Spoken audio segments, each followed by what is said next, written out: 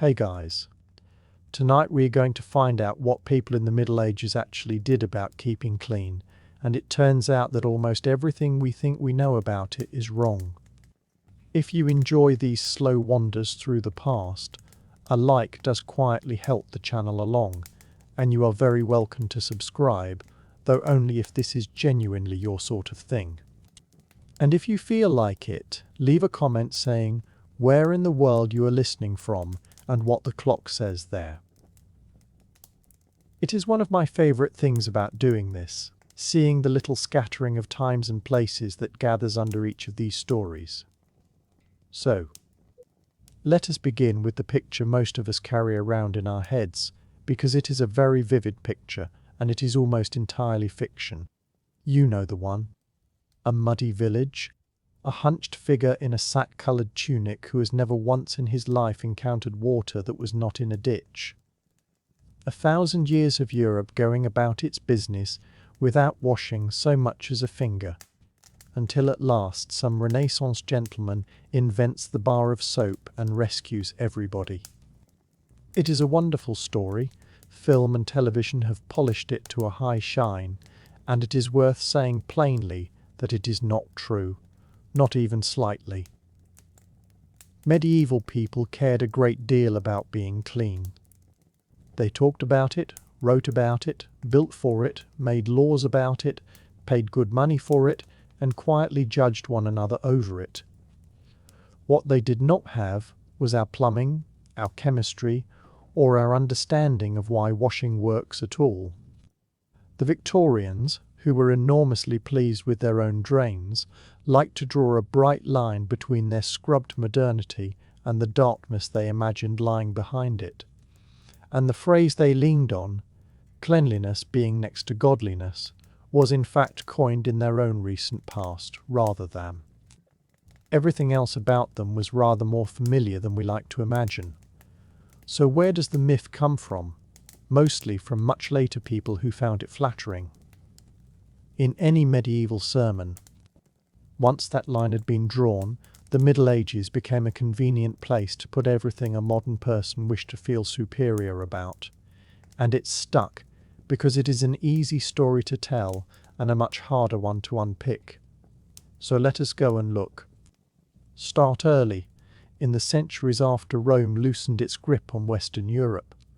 The Roman world had been magnificently, almost obsessively devoted to bathing, and that habit did not evaporate overnight simply because the empire's administration did. Charlemagne, the great Frankish king, chose to build his palace at Aachen precisely because of the warm water bubbling up out of the ground there, and his biographer tells us that he loved to swim so much that he would summon his sons, his friends, and his guard into the pool alongside him, so that in the south, in Spain and Italy, and along the warm rim of the Mediterranean, bathhouses kept working, some of them in buildings the Romans themselves had laid out. Further north, the hot springs kept their old reputation. On some afternoons there were said to be 100 people in the water at once. That is not the behaviour of a civilization that has forgotten how to bathe. That is a man showing off his swimming. The monasteries, which we tend to picture as the very opposite of a warm bath, were in fact careful custodians of washing.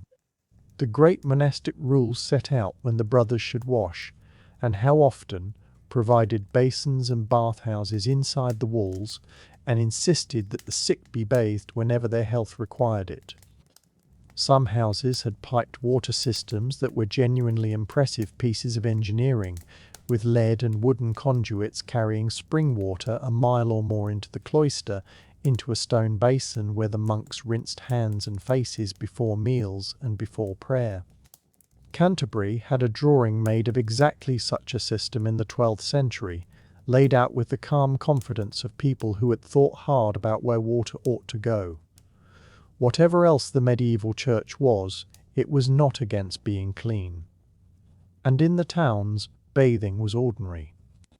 From roughly the 12th century onwards, as European towns swelled and grew rich, public bathhouses opened in almost all of them, And they were not exotic luxuries but everyday businesses, with their own trade guild, their own regulations and their own apprentices, exactly like the bakers or the... This is the part that most surprises people, shoemakers down the street. In Paris, the bathhouse keepers were an organised craft, and one 13th century rule book describes criers walking the streets in the early morning calling out that the water was hot, which is a marvellous thing to imagine drifting in through a shuttered window at dawn. German towns had dozens of bathhouses apiece, and some held days on which the poor could bathe free, paid for out of a wealthy neighbour's bequest. London had its own, clustered along the south bank of the Thames. Smaller places often had at least one, and where there was no bathhouse, there was frequently a barber who would heat a tub for you in the back room, because barbers in this period did rather more than trim hair. Picture the inside of one, since we are here. A low room, thick with steam, the windows small and shuttered against the cold, wooden tubs, deep and round like half a barrel, each lined with a linen sheet so that nobody came away with a splinter for a souvenir. Water carried in buckets from the well or the river and heated over a fire until the room itself seemed to breathe. Herbs thrown into the tubs because everybody agreed that a bath ought to smell of something: chamomile, rose petals, bay leaves, mallow, sage, lavender, whatever the season and the purse allowed. Some establishments served food and drink while you soaked, laid out on boards set across the rim of the tub, and there are pictures showing exactly that, bathers with bread and wine before them, looking thoroughly pleased. Musicians sometimes played. People talked, as people always do in warm water.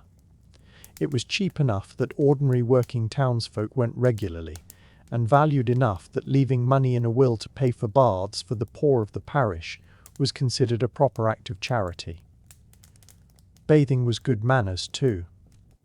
In the courtly romances that people read aloud for entertainment, a knight who arrives at a castle after a long ride is offered a bath before he is offered anything else, and this is presented not as an eccentricity but as the mark of a well-run household. Guests were bathed. Bridegrooms were bathed. Knights were bathed on the night before they were made knights, and the bath was part of the ceremony itself, a washing that meant something beyond the water. There are household accounts from great estates listing the cost of the tubs, the sheets, the herbs, and the wood for the fire, all of it written down by some careful clerk who had no idea he was leaving us the evidence. So what went wrong? Because something did eventually, and the reputation the Middle Ages ended up with had to come from somewhere. The honest answer is that the change came late, arrived slowly, and had far less to do with medieval foolishness than with a tangle of very practical problems. The first was fuel. Heating enough water to fill a room full of tubs takes an enormous quantity of wood, and by the later Middle Ages the forests around many European towns had been thinned by centuries of building and burning. Wood grew expensive. A hot bath, which had been a modest pleasure, began to drift towards being a costly one, and businesses that had run on cheap firewood found that their sums no longer came out.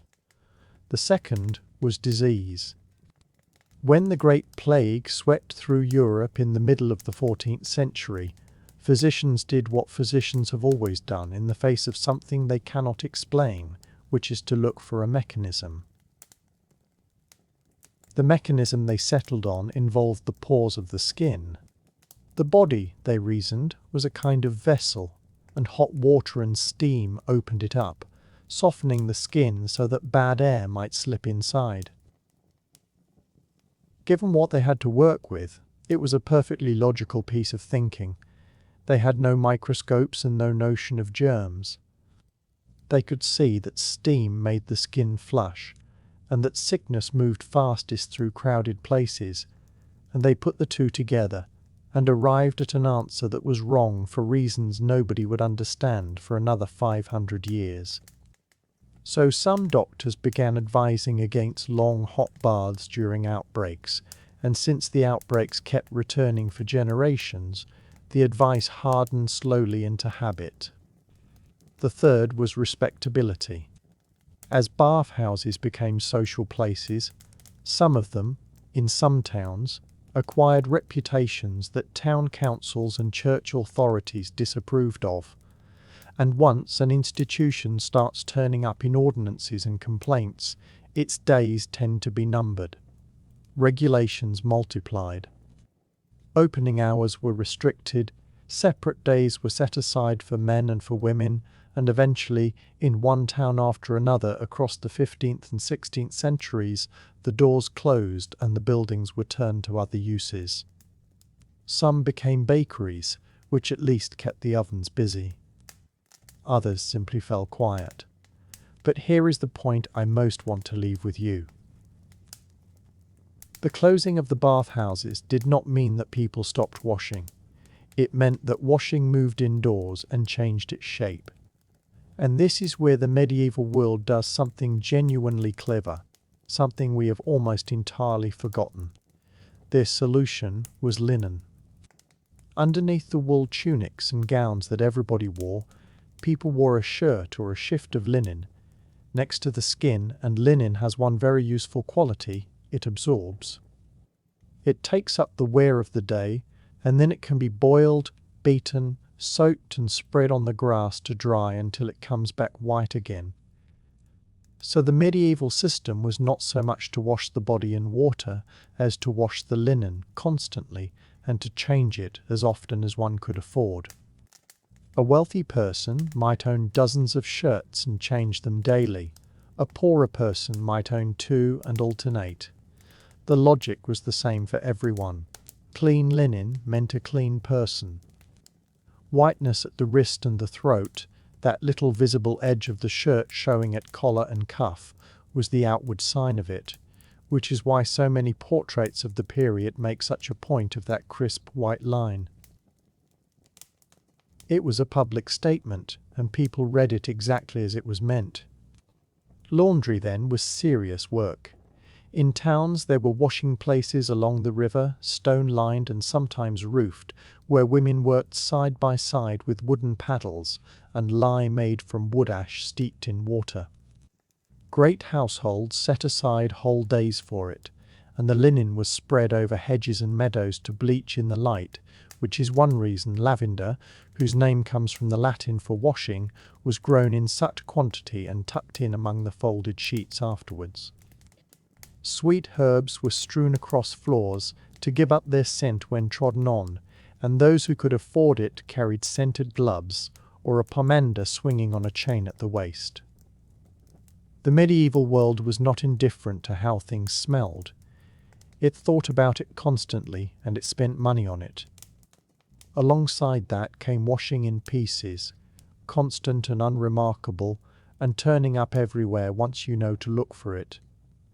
Hands and face in the morning, hands before eating, and hands again afterwards, which was not optional, but a firm rule of the table, drilled into children by the little courtesy books written to teach them manners. Bowls and jugs were carried to the table for exactly this purpose, sometimes very beautiful ones in silver or gilded brass, and in a great hall the washing of hands before dinner was a small ceremony with its own order of precedence. Cloths were dipped in warm water, often with herbs or a splash of vinegar, and used to wipe down face, neck, arms and feet. Feet in particular got attention, since everyone walked everywhere, and roads were roads. Soap existed and was made and sold at real scale. Hard white soap from the Mediterranean, made with olive oil, traded northwards as a luxury and used on the skin, and softer soap made at home from wood ash and fat, used chiefly for the laundry. Whole towns built their prosperity on soap making. That is not the economy of a people who had given up. Hair was combed rather more often than it was washed, and combed with real attention. Combs are among the commonest things archaeologists lift out of medieval towns, double-sided, carved from bone, antler, boxwood or horn, sometimes plain and sometimes decorated with such care that they were clearly meant to be admired as well as used, and they turn up among rich and poor alike. Long hair was a matter of pride, kept in braids and coils and covered with veils or caps that kept the dust of the road out of it. When hair was washed, the recipes are wonderfully domestic. Warm water with an infusion of rosemary, sage or lavender. A vinegar rinse to make it shine. Egg yolks beaten in as a gentler cleanser than harsh ash soap, which worked, but which people knew stripped away everything if it was used too often. Some rinsed with ale. Some copied elaborate preparations into their household books, right alongside the recipes for pastry and the notes on when to plant beans, which tells you how ordinary all of this was. And teeth. Teeth are the detail people find hardest to believe. There were no toothbrushes as we would recognize them, but there was a whole practice of tooth cleaning, and the instructions survive. Rub the teeth with a clean linen cloth, morning and evening is the standard advice, repeated so often across so many texts that it was clearly the expected routine rather than one eccentric's private theory. The cloth might be used dry, or dipped in a tooth powder made of salt, or of ground herbs, or of ash from burnt rosemary, or of powdered chalk. Twigs of hazel or elm were chewed at one end until the fibres frayed out into a soft brush, a method used across a great sweep of the medieval world, and one that works remarkably well. For the breath, people chewed fennel seeds, aniseed, cloves or cardamom, or simply a sprig of mint or parsley, and the fashionable were advised to rinse the mouth with wine or with vinegar and water. And here is the quiet twist. When archaeologists examine medieval jaws, they find far less decay than you would expect. Not flawless mouths, certainly, but nothing like the ruin of the story. The reason is simple and slightly humbling. Sugar in medieval Europe was a rare and expensive import, sold by the ounce and treated as a spice or a medicine, and the great tide of it that would eventually reshape European teeth was still centuries away. Their food was coarse and dark and short on sweetness, and their teeth, on the whole, held up rather well. It was the wealthy, later, with sugar to spare, who paid for the privilege, which is a fitting place to pause with them, because it catches the whole thing so neatly. They were not filthy, and they were not fools, and quite often, working with almost nothing at all, they came out ahead of us. As for toothpaste, something very like it did exist, though it came as a powder rather than a paste, and lived in a small pot rather than a tube. The recipes that survive read rather like a cook's notes for a dish nobody would ever want to eat. Dried sage, burnt to ash and ground fine. Salt, powdered shell, or the soft white bone of a cuttlefish which is chalky and gently abrasive and polishes enamel rather well. Pepper, in some versions, presumably for people who felt their mornings lacked drama. Ground rosemary. Mint. Now and then a little honey was stirred through to bind it all together, which means some of the earliest tooth powders were faintly sweet, a detail a modern dentist might like a quiet word about. The powder went onto a scrap of linen wound around a finger, and the finger did the work. Others preferred a stick of green wood, chewed at one end until the fibres frayed out into a soft brush, a tool so sensible that versions of it have been used all over the world for thousands of years and are still sold today. In the Arabic-speaking lands it was cut from the arak tree and called the miswak. Afterwards came a rinse, wine or vinegar cut with water, or an infusion of herbs, and then something for the breath. Fennel seed. Cardamom. A curl of cinnamon bark. A sprig of parsley or mint chewed on the way out of the door. The physicians of the medieval Islamic world whose books were translated into Latin and studied with real eagerness in Europe, wrote at length about the care of the mouth.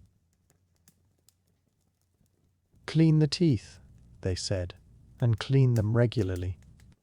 The great Andalusian surgeon known in the West as Abu Cassis gave whole passages to the subject, insisting that the work be done gently and repeated in patient stages.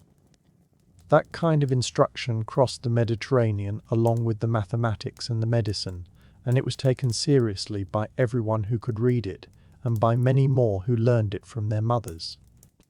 So the notion that medieval people took no interest whatever in their own mouths is simply wrong, and the archaeology says so plainly.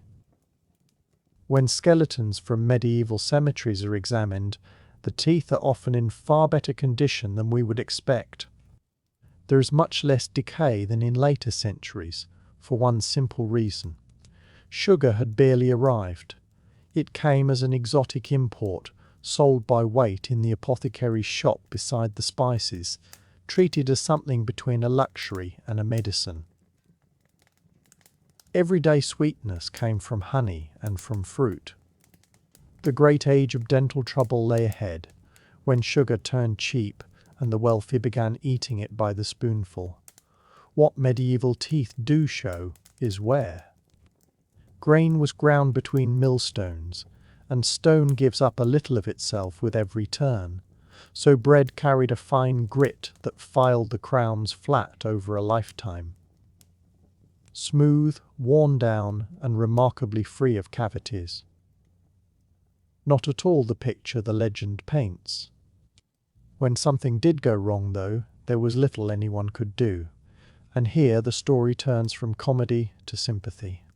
Dentistry, such as it was, belonged to the barber, who kept sharp instruments and a steady hand, and therefore drew teeth as readily as he trimmed beards.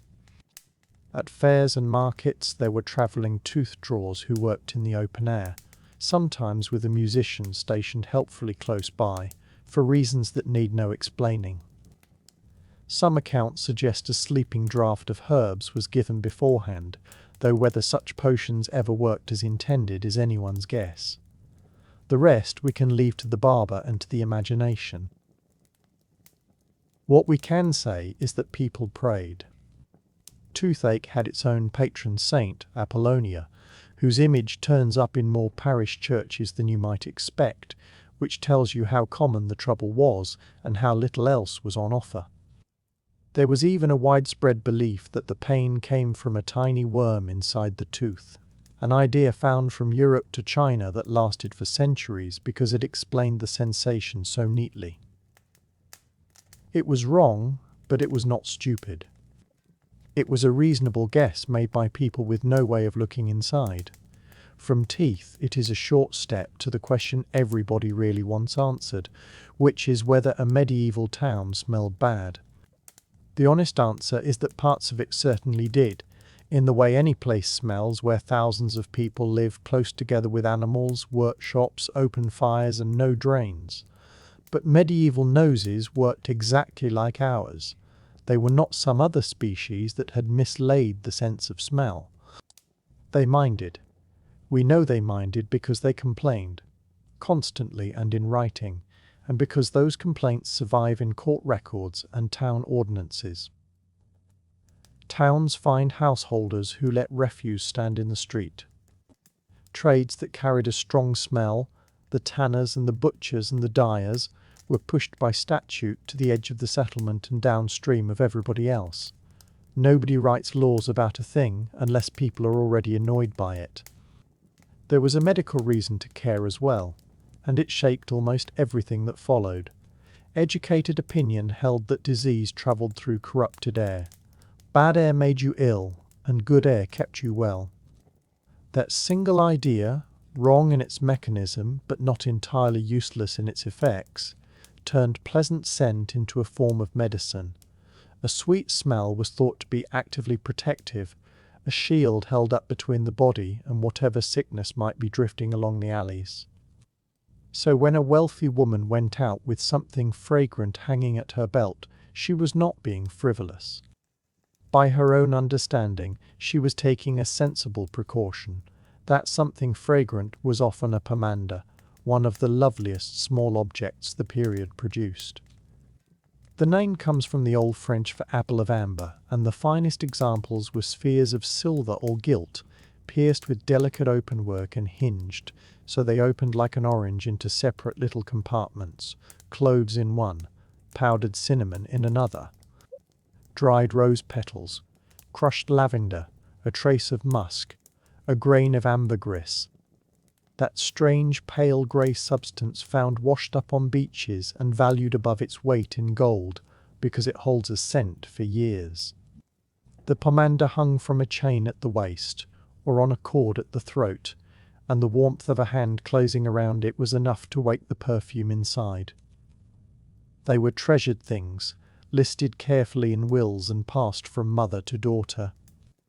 Poorer households got much the same effect with a real orange, studded all over with cloves and left to dry hard and dark, which people still make at Christmas without suspecting they are copying a medieval habit. The same instinct ran right through the house. Small linen bags of dried herbs went into the chests where clothes were folded away, lavender and southernwood and wormwood, chosen partly for their scent and partly because moths disliked them. Floors were strewn with fresh rushes, and through the rushes went tansy, sweet flag and meadowsweet, which smells faintly of almond and hay. Sweep the old out, lay the new down, and the whole character of a room changed in an afternoon. A well-kept hall in summer smelled of cut greenery, beeswax candles, wood smoke and herbs, and by any standard that is a pleasant room to walk into. For those with money there was true perfume, and its story is a beautiful piece of history. The art of distillation was refined in the Islamic world, where scholars perfected the alembic and worked out how to coax the essential oil out of a flower with heat and patience. Rose water from Persia and from the gardens around Damascus became one of the great luxury exports of the medieval world, carried west through Venice and Genoa. It scented rooms and clothes and flavoured sweet dishes and almond puddings. Most of all, it was used for washing the hands. Before a meal of any formality, a servant carried a basin and a jug to each guest in turn, poured warm scented water over their fingers, and offered a clean cloth. It was a fixed ritual, performed before eating and again afterwards, and it makes perfect sense in a world where a good deal of food was taken with the fingers from a shared dish. The etiquette books insist on it over and over. Wash your hands, keep your nails clean. Whole poems of table manners were written on the subject, which suggests both that the standard existed and that a certain number of people were quietly failing to meet it. Day to day, ordinary cleanliness ran on a basin and a jug rather than a bathtub. Water was heated at the hearth, poured into a shallow bowl, and used with a cloth to wash the face, the neck, the hands and the arms, usually first thing in the morning and again before eating. This is the part the legend leaves out entirely. A person might go a good while between full baths and still be washed every single day of their life. For the rest, there were simple remedies with real logic behind them. Alum, a mineral salt traded across the Mediterranean and used mainly to fix dye in cloth, is astringent and mildly antibacterial. Chalk absorbed, a vinegar rinse cut through the day. Washing waters were infused with sage, rosemary, mint or rose. None of this was a modern antiperspirant, but stopping the body from doing its work was never the aim. Quite the opposite. The medicine of the day taught that health rested on a balance of humours and that the skin carried off whatever was surplus, so perspiration was the system going about its proper business. You did not want to seal it in, you wanted to wash it away and then smell of rosemary. Which brings us to the real engineering solution of the Middle Ages, and it deserves far more credit than it gets. The problem was the outer clothing. Wool is warm, tough and the backbone of the whole European economy, but it does not enjoy being washed. Full immersion shrinks it and ruins the drape of an expensive garment, and a good gown might represent months of somebody's wages. Fur is worse.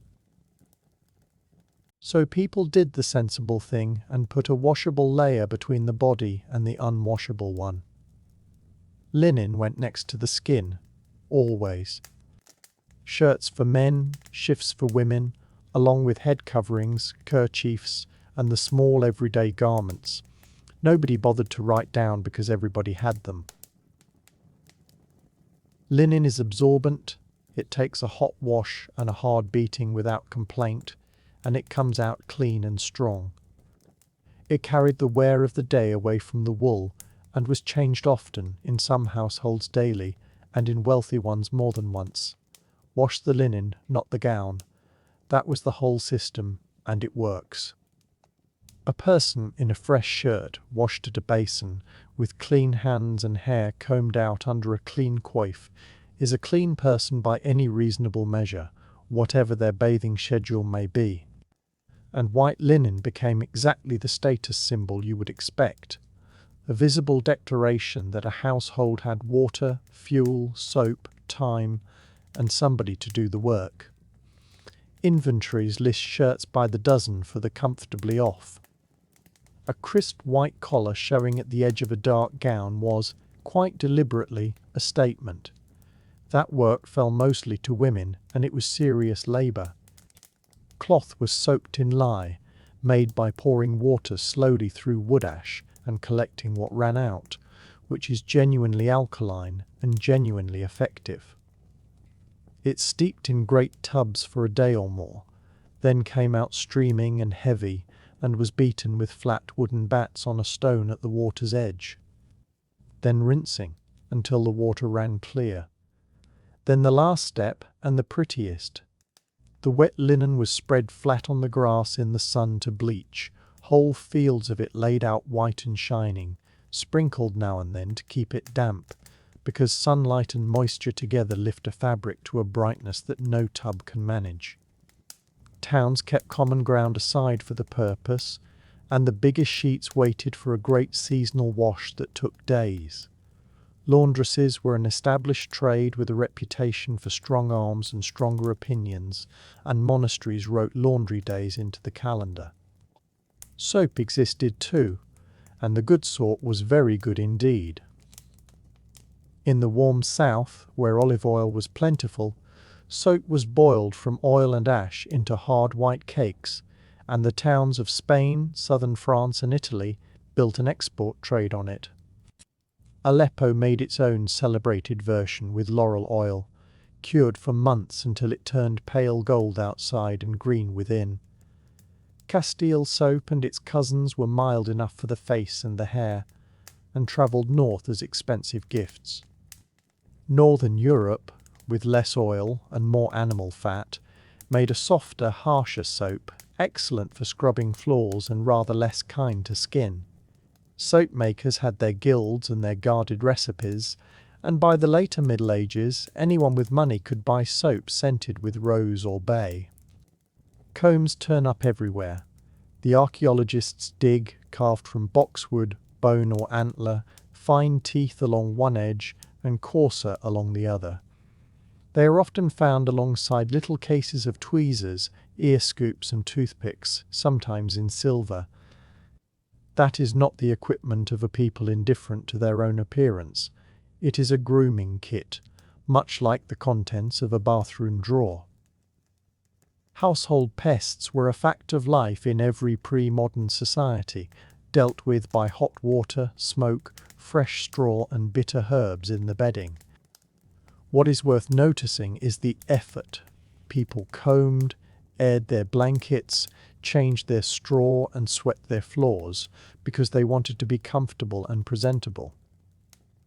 As for the towns themselves, they were far better organized than their reputation allows. Cities employed men to clear the streets, paid out of local taxes, with carts to carry it all beyond the walls. In London they were called rakers, hired and paid and occasionally scolded like any other public servants. Pits were dug and lined with stone and emptied at night by a licensed trade that was unglamorous, well paid and entirely regulated. Streets were paved with a camber so rain ran off toward a central channel, Paris on royal orders before the end of the 12th century. London was piping fresh water into a public conduit at Cheapside by the middle of the 13th, and water carriers made a steady living hauling it door to door. Public latrines were built out over running water at bridges and quaysides, maintained at civic expense. In castles, the arrangement was built into the architecture itself, a small stone chamber tucked inside the thickness of a wall. These were called garde-robes, literally the place where you guard your robes, because clothes were often hung there in the belief that the air kept moths out of the wool, which is a wonderfully practical use for an awkward corner of a castle. And that famous warning cry from an upper window belongs mostly to Edinburgh in the 17th and 18th centuries rather than to the medieval world at all. Where such habits did occur, towns find people for them. Again and again the evidence points the same way. Standards existed, people were expected to meet them, and those who fell short heard about it from their neighbours. Which leaves one last piece of the picture, and it is the piece that surprises people most, because long before anyone decided that bathing was somehow suspicious, the public bathhouse was a thriving, steaming, gossiping fixture of the medieval town. The bathhouse, though, was never simply a room with a tub in it.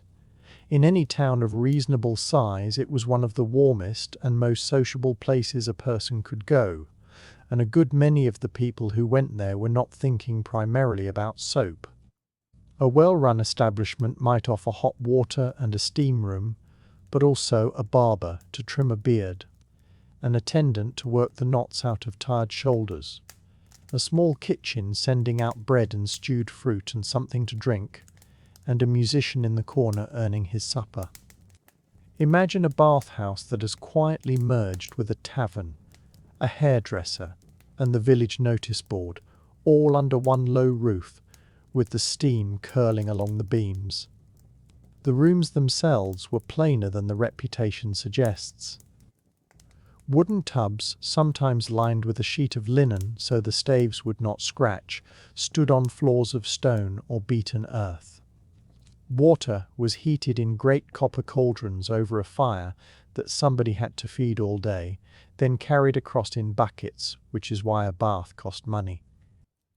In some German towns, it is said, a horn was sounded through the streets in the morning to announce that the water was hot, and people would put down their work and walk over with a towel under one arm. The air inside smelled of wood smoke and wet timber, and whatever herbs had gone into the water that day, which might be sage, or rosemary, or chamomile. And the sound was mostly voices, echoing off damp walls the way voices do in any close, warm room. The trade had its own guilds, with rules about prices and opening hours, because a bathkeeper was a craftsman like any other, and often the town barber besides.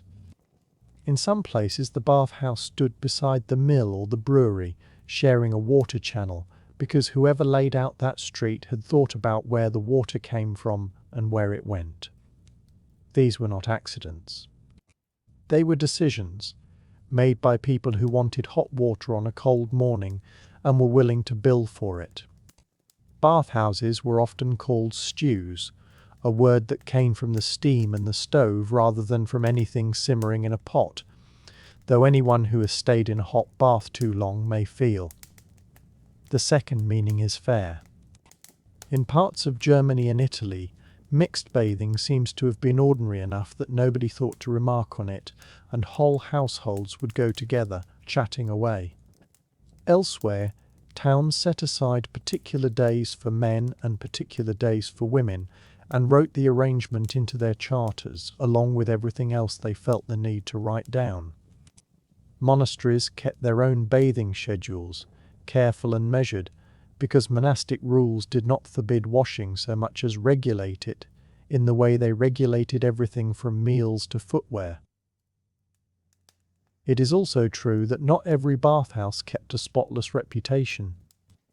Some drifted, over the years, from wholesome into something the town council would rather not put in writing, and the preachers who complained about them were not always inventing a problem. Sermons warned that too much warmth and too much company led people toward the sort of behavior that sermons exist to discourage. But it is worth holding on to the fact that those complaints were about the atmosphere of certain establishments, never about washing itself. Nobody in the Middle Ages was telling people that being clean was a sin. They were suggesting that a room full of warm water, wine, and music might loosen the resolve of the average parishioner, which is not, historically speaking, an unreasonable observation. Then came the plagues, and the whole institution began to fold. When the great outbreaks swept through in the 14th century and returned in waves for generations afterwards, physicians reached for the best theory they had, which was that disease travelled through corrupted air and entered the body wherever it was open. A hot bath, they reasoned, opened the pores. Therefore, a hot bath invited in the very thing everybody was fleeing. It was entirely wrong, and also perfectly logical given what they knew, which is a combination history serves up rather more often than we like to admit. Town councils began closing the bathhouses during outbreaks, then keeping them closed afterwards, and the trade never quite recovered its confidence. Other pressures pushed in the same direction. Firewood grew expensive as the forests thinned around the growing cities, and a bathhouse consumed a great deal of firewood. Moral campaigns shut the places with poor reputations and took the respectable ones down with them. And a new fashion in medicine argued that the body could be kept perfectly clean without immersing it at all, simply by changing one's linen often and rubbing the skin down with a cloth. Piece by piece the steam went out of the trade. It did not vanish everywhere. In southern Europe, in Spain and Sicily and the Italian port cities, and above all across the Islamic world, the bath survived as a living institution rather than a memory. The hammam remained what the Roman baths had been, a place of ritual washing and unhurried conversation, and it is still recognizably that today in cities from Fez to Istanbul, with its cool room and its warm room and its long, slow afternoons. In northern and central Europe, though, the old stews closed one after another, and by the 1500s a person in Paris or Nuremberg was far more likely to wash at home, in a basin, with a linen cloth and a jug of warmed water, than to walk out to a public bath. Something communal and cheerful had quietly gone out of ordinary life, and it took the best part of 3 centuries to come back. Which brings us to soap, and to the honest admission that medieval soap was not a pleasure product.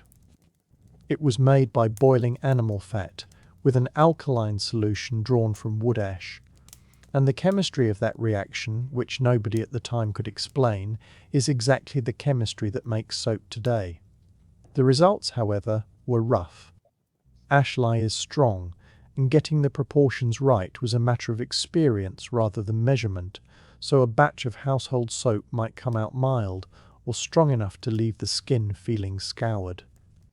It arrived not in pretty pastel bars but in coarse lumps, or as a soft brown paste kept in a barrel, and it smelled honestly of what it was made from. Herbs could be stirred in, lavender or mint or rosemary, and they helped in the way a sprig of parsley helps a plain dinner. So soap was largely reserved for work. It scrubbed floors, it went into the washing tub, it cleaned pots and hands that had been doing something genuinely dirty. For the body, most people preferred plain warm water, a cloth, and perhaps an infusion of herbs, on the sensible grounds that skin is delicate and strong, lye is not. There were exceptions for special occasions, for a wedding or a court appearance, when a whole household would go at itself with real determination and everyone would emerge slightly pink and very presentable. And there were finer soaps, for those who could reach them. The soap makers of the Islamic world had been working with olive oil rather than tallow for centuries, and the technique travelled westward along the trade routes into Spain and Italy. Castile soap, made from Spanish olive oil, was hard, pale, mild, and genuinely pleasant. Aleppo soap added laurel oil and hid a green heart beneath a golden crust. Savona and Marseille built entire industries on the same principle. These were luxury goods, packed and shipped and taxed like any other luxury, and the sort of thing a merchant's wife might keep in a small box and mention casually to visitors. For most households, though, soap was simply a utility, with its place on the shelf beside the salt and the candle ends. What there was instead was a long, patient process, the English called bucking, in which linen was packed into a great tub, covered with a cloth spread thickly with wood ash, and soaked again and again with hot water poured through the ash, so that the lye ran down through the weave and drew the laundry was another matter altogether, and it was serious work. There were no machines, no soap flakes, no hot tap. Dirt out. The same water was reheated and poured through again, sometimes for most of a day. Households kept their own quiet recipes, adding soapwort, whose crushed root lathers gently in water, or a little wine vinegar for a stubborn mark. It was chemistry without a word of chemistry in it, learned by watching and remembered by doing. After the soaking came the physical part. Linen was carried down to the river or to the town wash place, laid on a flat stone or a sloping board, and beaten with a broad wooden bat until the last of the dirt gave up. This was cold, wet, heavy labour, done crouched at the water's edge in whatever weather the season offered, and the women who did it professionally were famous for their forearms and, by all accounts, entirely unbothered by anybody's opinion of them. In many towns, the washing place was a social institution in its own right, a long stone basin fed by a spring and roofed against the rain, where the news of the parish travelled a good deal faster than it ever did in church. Then everything had to dry, which in northern Europe was the true test of patience.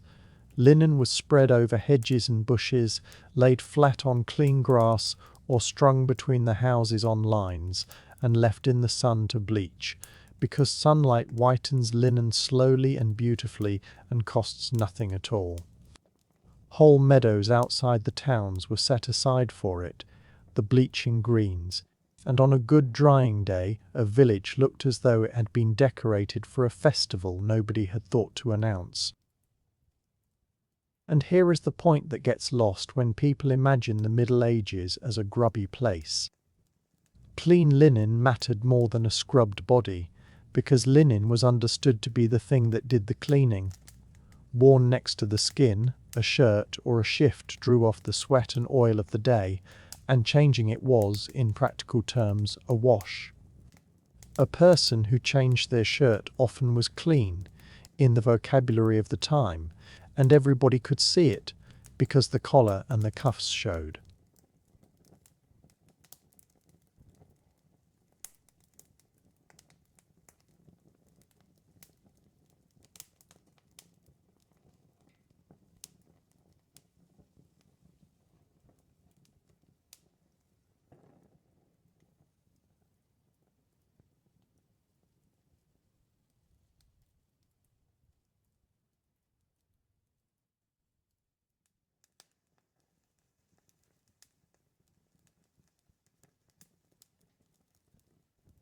It was not vanity. It was a hygiene system, and within its limits it worked. So, after all of this, the fair question arrives. Did any of it actually work?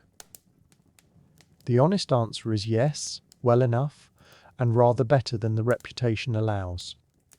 They rinsed their faces in the morning, cleaned their teeth by rubbing them with a linen cloth and a little powder of ground herbs or ash, freshened their breath with fennel and mint and parsley, combed and dressed their hair with real care, changed their linen, scented their rooms with rosemary.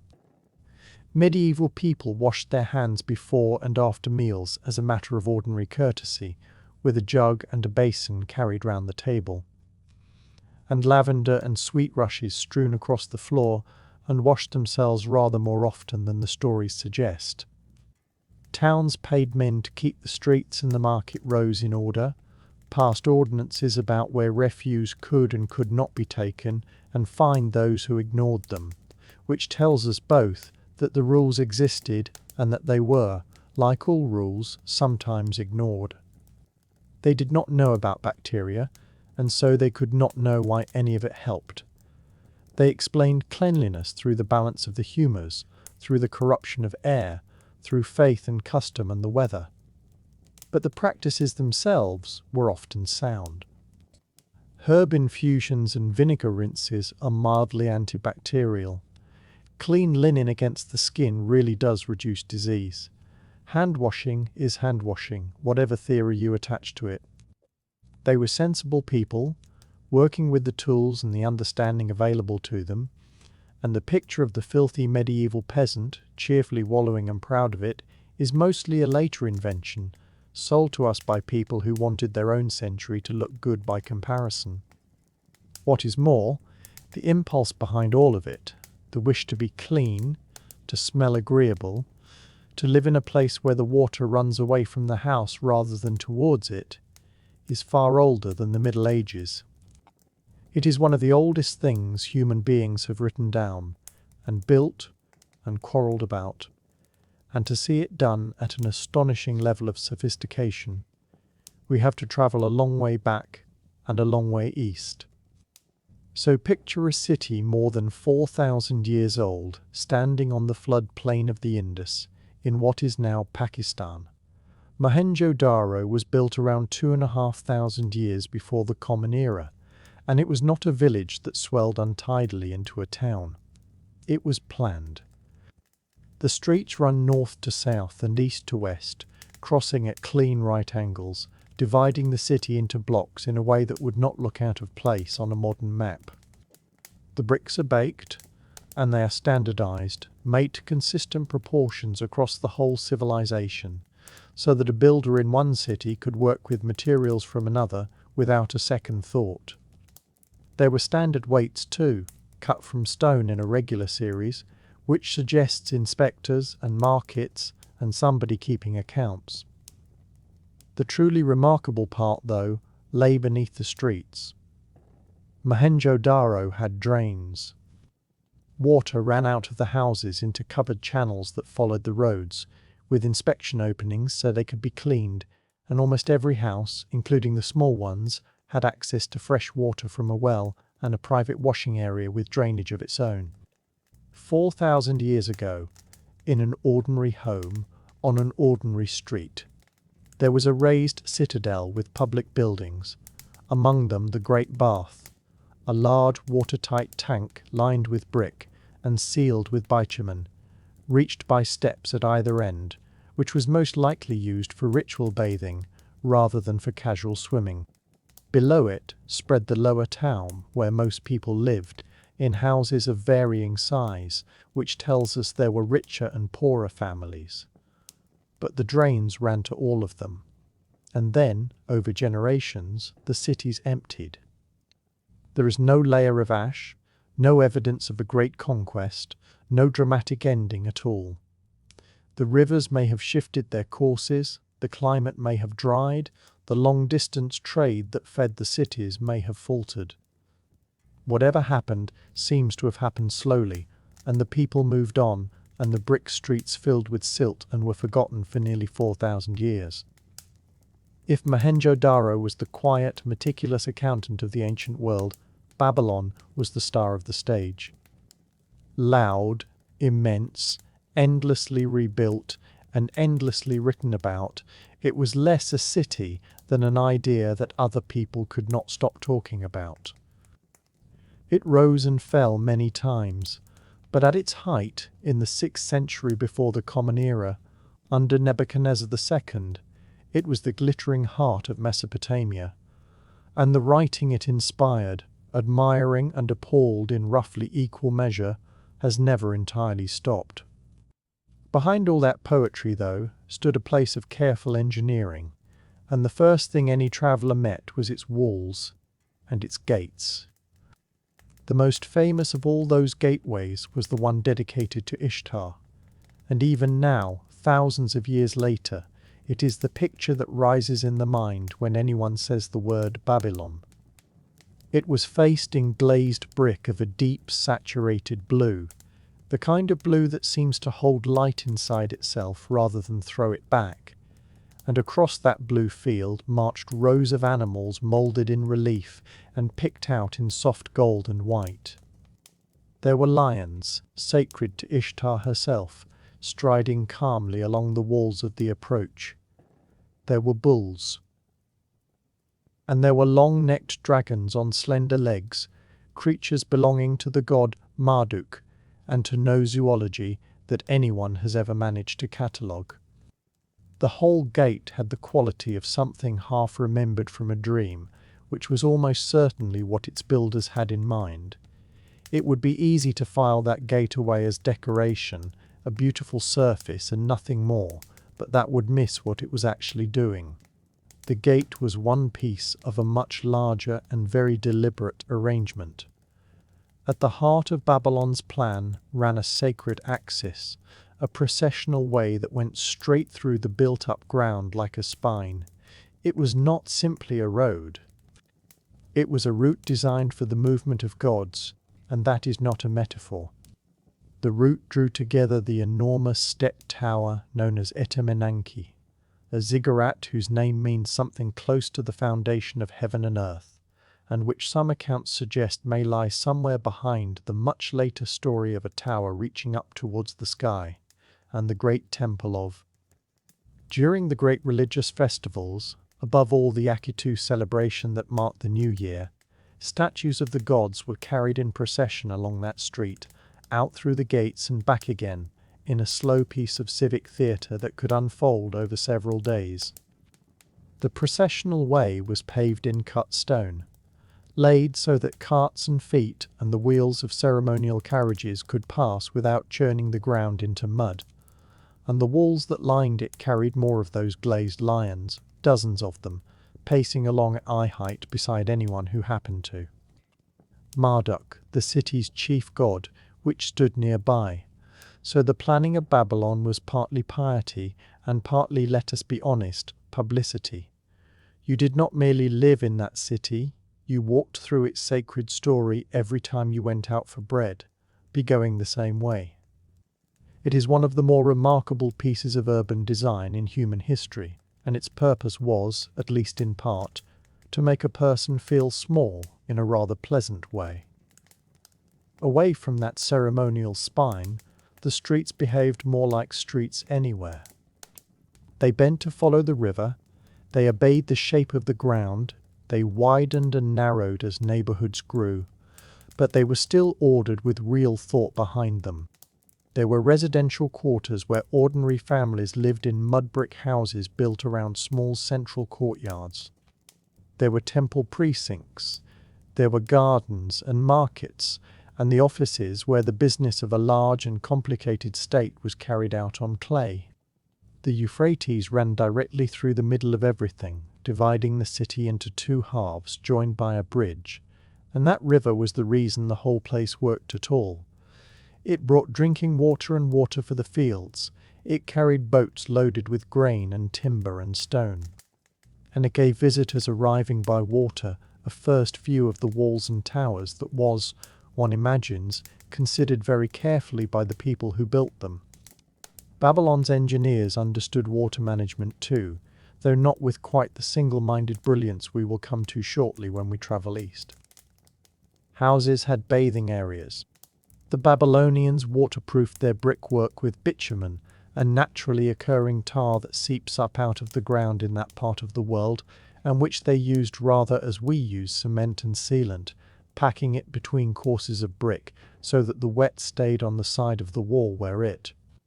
Clay pipes carried water where water needed to go, and canals took it away from the inhabited streets and out towards the fields, where it was, sensibly, put back to work. Belonged. And then there is the detail that always makes me smile. Many of the bricks used in the great building programs were stamped, before firing, with the name and titles of the king who had commissioned them. Nebuchadnezzar II, king of Babylon, provider for the temples, and so forth, pressed into the damp clay in neat cuneiform wedges. Which means that somewhere down in the foundations and the water channels and the unglamorous plumbing of the ancient world, there are bricks quietly announcing their royal sponsor to nobody at all. If you are going to build the drains, you may as well put your name on them. The city was arranged to impress two audiences at once, the mortal and the divine, and by every account it managed both. Travellers wrote about the walls in tones bordering on disbelief. Greek visitors came home with measurements that later scholars have spent centuries gently correcting downwards. And Alexander of Macedon, who had by then seen more or less everything the known world had to offer, is said to have intended to make Babylon the capital of his empire. It is not hard to understand why. Once you have walked down a boulevard built for the passage of gods, a good many other cities are going to feel like a slightly disappointing market town. Now let us travel east, and a good deal further back in time, to a civilization that approached the very same problems from an entirely different direction. When we imagine ancient city planning, we tend to picture a single mastermind, a ruler with a vision, an architect with a scroll, one authoritative finger pointing at a stretch of empty ground and announcing that the temple will go there. In a great many places, that is more or less how it worked. But in the Indus Valley, along the rivers of what is now Pakistan and northwestern India, something stranger and rather more interesting seems to have happened. The planning does not look as though it came down from a throne. It looks as though it came from agreement, from a shared idea of how a city ought to be put together that was held so firmly and so widely that settlements hundreds of miles apart were built to almost the same specification. Take Harappa, which gave its name to the whole culture. Like Mohenjo-Daro away to the south, it was laid out on something close to a grid, with main streets running roughly north to south and east to west, and smaller lanes threading between them. The bricks were standardized, baked to a consistent quality, and cut to a ratio of 1:2:4, thickness to width to length, which any modern bricklayer would recognize at once, because it is the proportion that lets you bond a wall properly. That same ratio turns up at site after site, across an area larger than most ancient empires. There was a clear separation of purpose as well, quarters for living, areas for craft and industry, and open spaces that seem to have served some administrative or communal function.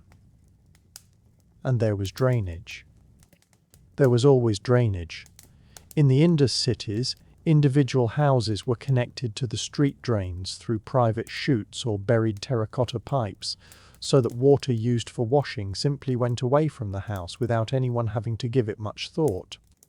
The channels along the streets were lined with brick and covered over with stone slabs, and set into them at intervals were access points so that they could be cleared and kept in working order. That is not merely clever. That is an entire municipal philosophy expressed in fired clay, and what is most striking is that it was not reserved for the grand houses. Modest homes had it too. It was dignity built into the design, on the assumption that an ordinary family deserved clean arrangements every bit as much as anybody else. Down near the Arabian Sea sat Lothal, and Lothal added a further layer of sophistication that still causes archaeologists to raise their eyebrows. Lothal appears to have had a dockyard, possibly the oldest known anywhere in the world. A vast rectangular basin lined with brick, connected to the river and to the sea, with what looks very much like a sluice arrangement for holding the water in when the tide went out, so that boats stayed afloat and could be loaded at a comfortable pace. Whether every detail of that interpretation is right is still debated, and some scholars are a good deal more cautious than others. But a large engineered water basin beside a workshop district full of bead makers and a warehouse platform raised above the floodline tells its own story. This was no sleepy riverside village. It was a shipping town, built by people who had watched the tides carefully and planned around them. What makes all of this more remarkable still is what the Indus cities do not contain. There are no palaces that anyone can confidently identify. No royal tombs heaped with treasure. No colossal statues of rulers gazing sternly into the middle distance. No triumphal inscriptions listing conquered enemies, which in the ancient world is very nearly unheard of, since boasting in stone was practically the standard literary genre. Instead, we find granaries, wells, bathing platforms, workshops and drains. Whoever ran these cities, and we do not know whether it was councils, guilds, priesthoods, merchant families, or some arrangement we have no name for, they seem to have expressed their authority through infrastructure rather than through display. Their power reads as competence rather than conquest. The small finds support that impression. Standardized weights turn up everywhere, little polished cubes of stone in a consistent series, so uniform that they must surely have been checked against a master set kept somewhere. Standard measures of length appear as well, all of which implies markets that were regulated, trade that was trusted, and somebody, somewhere, whose job it was to see that a merchant's weight was honest. One can almost picture the meetings. Committees, one suspects, arguing about the width of a drain and the placement of a warehouse, and arriving at a conclusion that then held firm across hundreds of miles and several centuries, which is more than can be said for most planning departments since. The uniformity extends to the houses themselves, where access to water was widespread rather than exclusive. Mohenjo-daro alone appears to have had hundreds of wells brick-lined and beautifully made, so that no household had far to walk with a jar balanced on one hip. The famous great bath on the raised citadel there, a sunken watertight tank with steps leading down at either end and a drain to empty it, was almost certainly ceremonial. A place of ritual purification rather than anything resembling a leisure centre. But its position at the very heart of the city says a great deal about what these people valued and where they placed it among their priorities. Cleanliness was not tucked away down a back lane. It was set on the high ground, in the middle, where everyone could see it. Which brings us to zoning, a word that today conjures up nothing more romantic than a committee arguing about parking. Yet dividing a settlement into areas for living, for working, for worship, and for the necessary unglamorous business of a city is not a modern invention at all. It is ancient, and it turns up independently in places that had no contact with one another whatsoever. At Mohenjo-daro, the raised citadel held the bath, the great granary or warehouse structure, and probably the buildings where communal decisions were made. Below it spread the residential districts, separated by broad avenues wide enough for carts to pass. The potters' kilns and the noisier, smokier workshops were pushed out towards the edges, which is simply common sense, since nobody in any century has enjoyed living next door to a kiln. But the impressive part is that the same arrangement repeats from city to city. It was not one clever mayor's good idea. It was how it was done. Babylon, by contrast, zoned itself according to ritual and prestige as much as convenience. The temples and the palace commanded the centre, linked by those ceremonial routes. Administrative buildings and the houses of the influential clustered close by, warm in the reflected glow. Markets and ordinary neighborhoods spread outward from there towards the walls. But rich or poor, everyone lived inside the same underlying idea of what a city was for, and that idea was ordered, purposeful, and, by any measure, sophisticated. The same care shows in how these places handled water, which is worth pausing on, because the ancient world has been rather badly slandered on this particular point. We like to picture antiquity as gloriously grubby, all mud and murk and crowded lanes. Yet a great many ancient cities cared enormously about keeping themselves clean, and some managed it rather better than European capitals did 3,000 or 4,000 years afterwards. In the Indus cities, nearly every house, large or small, had its own bathing area with a floor gently sloped towards an outlet, so that water ran away where it was meant to go, rather than standing about. In Babylon, the arrangements were more mixed, with proper bathrooms in the palaces and the better houses, and simpler solutions elsewhere. It was not uniform. But it was thought about, and being thought about is rather the point. At Lothal and Harappa, and at Dolavira away to the south with its extraordinary stepped reservoirs cut down into the rock, you find wells, water tanks and streets deliberately sloped to shed the rain. Consider what that actually means. Somebody sat down, in a world with no instrument more sophisticated than a plumb line and a length of knotted cord, and planned an entire town around gravity and the annual monsoon, and then built it, and then it worked. It worked for centuries. That is not luck. That is a civilization that treated water as something to be guided, shared and respected rather than merely endured, and that treated cleanliness not as a luxury for the fortunate few, but as something built into the bones of the place before the first house ever went up.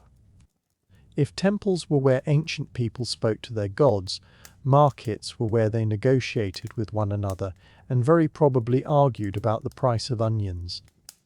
Every city we have wandered through so far had an economic heart, and it beat in the form of planned market spaces, trade routes and carefully appointed commercial districts. In Babylon, the markets were no afterthought squeezed into whatever ground happened to be left over. They were institutions, woven into the fabric of the city and governed by law. The Code of Hammurabi, one of the oldest surviving legal collections in the world, gives clause after clause to trade, to weights and measures, to what a merchant owes his agent, and to what should happen when a shipment fails to arrive. Under porticos and in open squares, grain and wool and dates and wine and livestock changed hands, while scribes pressed the details into damp clay and set the tablets aside to dry in the sun. Those records are honest about the harder parts of that world as well, and they note, plainly and without comment, that people themselves were bought and sold alongside the barley. It was commerce, with an entire legal architecture standing behind it, and a great deal of what we know about ordinary Babylonian life comes down to us from those small, patient notes of who owed what to whom. Walls and gateways and drains tell one kind of story about a city, the story of how it defended itself and kept itself in order. But there is another story, quieter and rather more human, and it happens in the open spaces between the buildings where people bought and sold from one another. A city, in the end, is not really a collection of walls. It is a collection of transactions, most of them small, most of them forgotten within the hour, all of them holding the place together like thread through cloth. In Babylon, the trading heart of the city lay along the river. The Euphrates ran straight through the middle of the town, dividing it into two halves, joined by a bridge, and along its banks stood the quays, where boats came in loaded with barley and dates and timber and wool. Some had drifted down on the current from the hill country.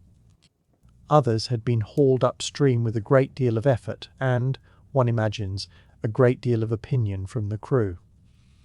From the water, the goods moved inward along narrow lanes, past courtyard houses and workshops, into the squares where they were weighed and argued over and sold. There was no coinage in Babylon for most of its long life.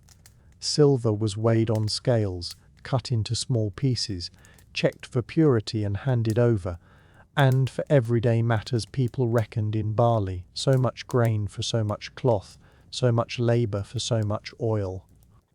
It sounds impossibly clumsy to a modern ear, and yet it worked for century after century, which is more than can be said for a number of arrangements since. What makes Babylon so remarkable is not simply that it traded, but that it wrote everything down. Contracts were pressed into damp clay with a reed, and because clay neither rots nor burns, an astonishing quantity of it has survived. We have loan agreements, rental contracts for houses and fields, receipts for date deliveries, dowry lists, and disagreements between business partners still unresolved on the day the tablet was filed away. One Babylonian family, the Egibi, left behind hundreds upon hundreds of these documents, generation after generation, a whole dynasty of practical people lending, leasing, and investing. Reading their archive is rather like walking into somebody's filing cabinet 25 centuries after they last closed the drawer. They were not kings or priests. They were simply good at business, and they kept their paperwork, and so, improbably, we know their names. Far to the east, the cities of the Indus Valley organized their commerce with a different sort of genius. If Babylon's talent was record-keeping, the Indus talent was standardization. Archaeologists at Mohenjo-Daro and Harappa, and at dozens of smaller sites, kept turning up the same small cubes of polished stone, neat and grey and pleasingly heavy in the palm, and when they were weighed, the pattern came clear. They were a graded set. The smallest sat at well under a gram, and from there the weights doubled, and doubled again, climbing in orderly progression up to blocks that needed both hands to lift. And the same system appears in cities hundreds of miles apart, from the coast to the foothills. A merchant could carry a set of these weights from one end of that world to the other, and expect them to be honoured, which implies agreement, inspection, and a shared authority everybody trusted, and a society that cared about fairness in the marketplace enough to build an apparatus around it. The same instinct shows in their bricks, made to a consistent ratio across the whole civilization, and in the great warehouses raised on platforms beside the streets, ventilated underneath, so grain could stay dry through a monsoon. At one coastal site in what is now Gujarat, there is a large rectangular basin lined with brick, which many archaeologists read as a dock, where boats could float in on the tide, though others more cautiously call it a reservoir. Either way, these were people reaching outward.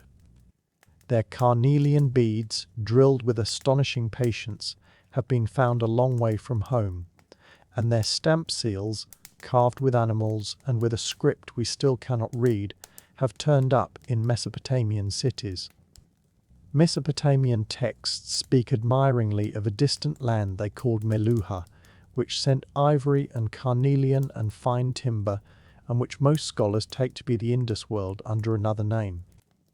So somewhere in a Babylonian street, a merchant once handled goods that had crossed the sea from a civilization whose language he could not speak, priced them without the faintest idea who had made them, and went home for supper. And markets were never only about money. They were where a city talked to itself. The square was where you learned that the price of dates had gone up, that a neighbour's daughter was to be married, that a caravan had come in from the north with news, and with a fashion in tunics everyone would be quietly imitating within the month. Children ran about underfoot, and old men claimed a favoured patch of shade and held opinions from it. Beneath all the grandeur that fills the guidebooks, the real and continuous sound of an ancient city was the sound of people haggling, and it has not changed in 4,000 years. Still, If the marketplace was a city's pulse, the sacred buildings were closer to its centre of gravity, and the planners made quite certain nobody could forget it. Temples were not tucked modestly into side streets. They took the highest ground, the best position and the widest approach, and the whole town arranged itself around them. Babylon's great tower was called Etemenanki, usually translated as something like the house that is the foundation of heaven and earth, a name with no false modesty about it at all. It was a ziggurat, a stepped mountain of mud brick faced with baked brick and bitumen, rising in terraces above the rooftops beside the Temple of Marduk, the city's protecting god. Ancient accounts give it a great height, some suggesting close to 90 meters, though the tower is long gone and we work from foundations and from descriptions by people who may have been exaggerating out of civic pride. Its purpose, though, is not in doubt. It was meant to be a stair between the human world and the divine one, a place where the earth reached up and heaven, it was hoped, leaned down.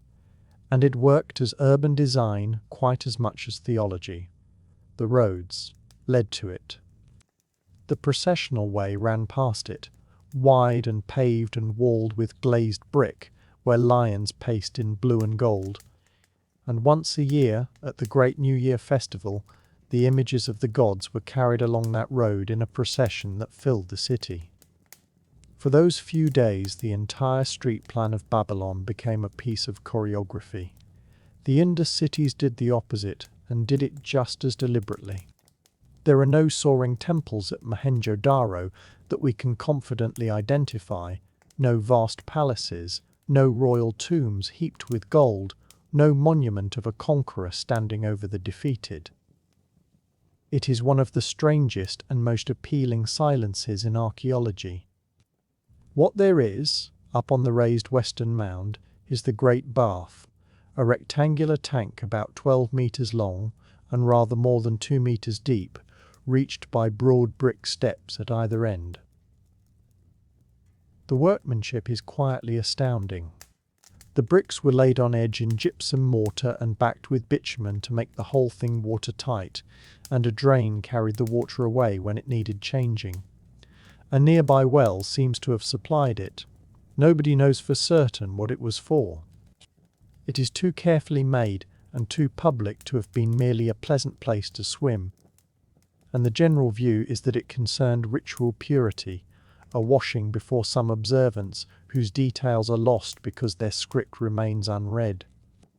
So we are left with water and geometry and stairs, and a strong impression that these people took cleanliness seriously enough to build it, a monument, which is a lovely thing to carry forward from everything said earlier about bathing. What unites all of this is that the sacred was never a separate department. The temple stood beside the granary and the counting house, and the processional route was also the main road. These were not secular towns with a few shrines in them. They were sacred landscapes with houses in them. It is tempting to think of town planning as a modern profession, but the essential ideas were in place long before. Zoning, in the sense of deciding that this quarter is for potters and that frontage for warehouses, is Bronze Age.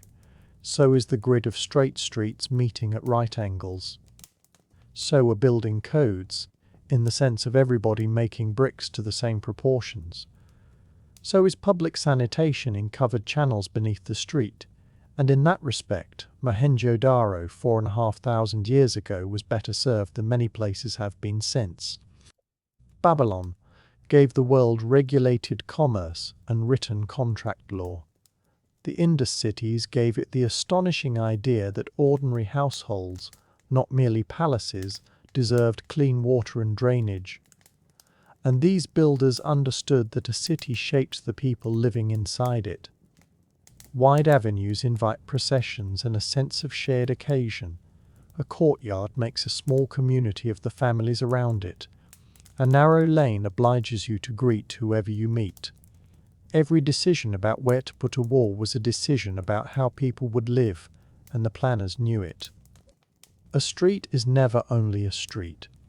It is an inherited argument about how life ought to be arranged, set out first with copper tools by people who spent their evenings studying the stars. Which brings us a long way west, and a good deal later, to a boy born on the edge of an empire who would spend most of his life walking across it. Hadrian was not a child of Rome. He was born in the year 76 in a town called Italica, in the province of Hispania Baetica, in what is now southern Spain, a settlement founded for Roman veterans and grown prosperous on olive oil. Geographically, this was the provinces, far from the marble and the shouting of the capital. Socially, it was nothing of the kind. His family was wealthy and well-connected, and related on his father's side to a formidable soldier named Marcus Ulpius Trajanus, who would in time become the Emperor Trajan. When Hadrian was about 10, his father died, and the boy passed into the guardianship of two men, Trajan himself, then still an officer on the rise, and a Roman knight named Publius Acilius Attianus. Between them they would steer the rest of his life. Most young men of that class were pointed at the army and the law courts, but Hadrian's enthusiasms ran elsewhere. He loved Greek literature, read Homer until it became part of the furniture of his mind, spoke Greek with real fluency, and took to philosophy with the appetite others reserved for hunting. His contemporaries found this faintly ridiculous, and gave him a nickname meaning, more or less, the little Greek, which was not entirely a compliment. Rome, however, did not promote men for their reading, so Hadrian worked his way up the ladder like any ambitious young aristocrat. He served as a military tribune in Lower Moesia, then Upper Moesia, then Pannonia on the Danube frontier, where the winters are long and the paperwork is longer. He proved a competent officer, though his real gift was plainly for administration, for noticing the detail everyone else had overlooked. When Trajan became emperor in 98, Hadrian's prospects rose along with him. Their relationship seems to have been prickly at times, and Hadrian's sharp tongue did him no favours, but he was kept close, holding the office of quaestor and then tribune of the plebs, climbing the sequence of magistracies Rome used to sort out its own. And he married suitably, if not happily. His bride was Vivia Sabina, a grandniece of Trajan, and the match was family strategy rather than affection. By most accounts it stayed formal and distant to the end. Hadrian's deepest attachment came much later, and to a young man named Antinous, and that is a story we will come to. His moment arrived in the year 117, when Trajan fell seriously ill on his way back from campaigning in the east. He had never publicly named an heir, which was careless, and the elite were divided about whether this bookish cousin from Spain was the right man for the job. Trajan died at Selinus in Asia Minor, a long way from the Senate. Within days, a letter reached Rome announcing that on his deathbed he had adopted Hadrian as his son, witnessed by his wife Plotina and by the reliably loyal Attianus. The timing was, let us say, tidy. Some senators muttered about forgery, and some suspected Plotina had arranged matters in favour of the administrator over the generals. We shall never know. The Senate confirmed the succession, and Hadrian became emperor that August. The start was rough. Trajan had stretched the empire further east than it could comfortably hold, and rebellion was stirring in the newly taken provinces. Hadrian made the sensible and thoroughly unpopular decision to let them go, pulling back from Mesopotamia and loosening Rome's grip on Armenia, and men who had bled for that ground called it cowardice. Then, early in the reign, 4 senior men of consular rank who had opposed his rise were put to death on charges of conspiracy. Hadrian denied any part in it and laid the blame on Attianus. Few believed him, and the Senate never entirely forgave him. He could think like a Greek philosopher, but where power was concerned, he behaved like a Roman. Even so, his first measures showed what he actually cared about. He cancelled enormous arrears of unpaid tax and had the records publicly burned so nobody could quietly revive them. He gave money to the poor of the city and bonuses to the troops. And he turned Rome's energy inward, away from conquest and toward roads and walls and waterworks and law, a far less glamorous program and a far more useful one. He also grew a beard, the first emperor shown that way, in the Greek philosophical fashion he admired. Then he did the thing that makes him unlike almost every other emperor. He left. He would not govern the provinces as coloured shapes on a map, so he went to look at them, all of them if he could. His first great journey began in the year 121 and lasted the better part of 5 years, taking him through Gaul, the German frontier, Britain, Spain, North Africa, the Balkans, Greece and Asia Minor. He inspected and corrected and funded and founded as he went, and made a point of marching with the soldiers rather than being carried past them, sharing the ordinary rations and dust. It was governance, and it was theatre, and he was rather good at both. In Britain he saw the northern frontier for himself, wet and wooded and unsettled, with the peoples beyond it in no mood to be governed. Rome had reached further north than it could hold, and rather than pour more legions into the problem, Hadrian chose to draw a line and defend it. The result still runs across the neck of northern England, a stone barrier of roughly 73 miles, about 117 kilometres, from the Tyne in the east to the Solway in the west, with mile castles and turrets and forts strung along its length.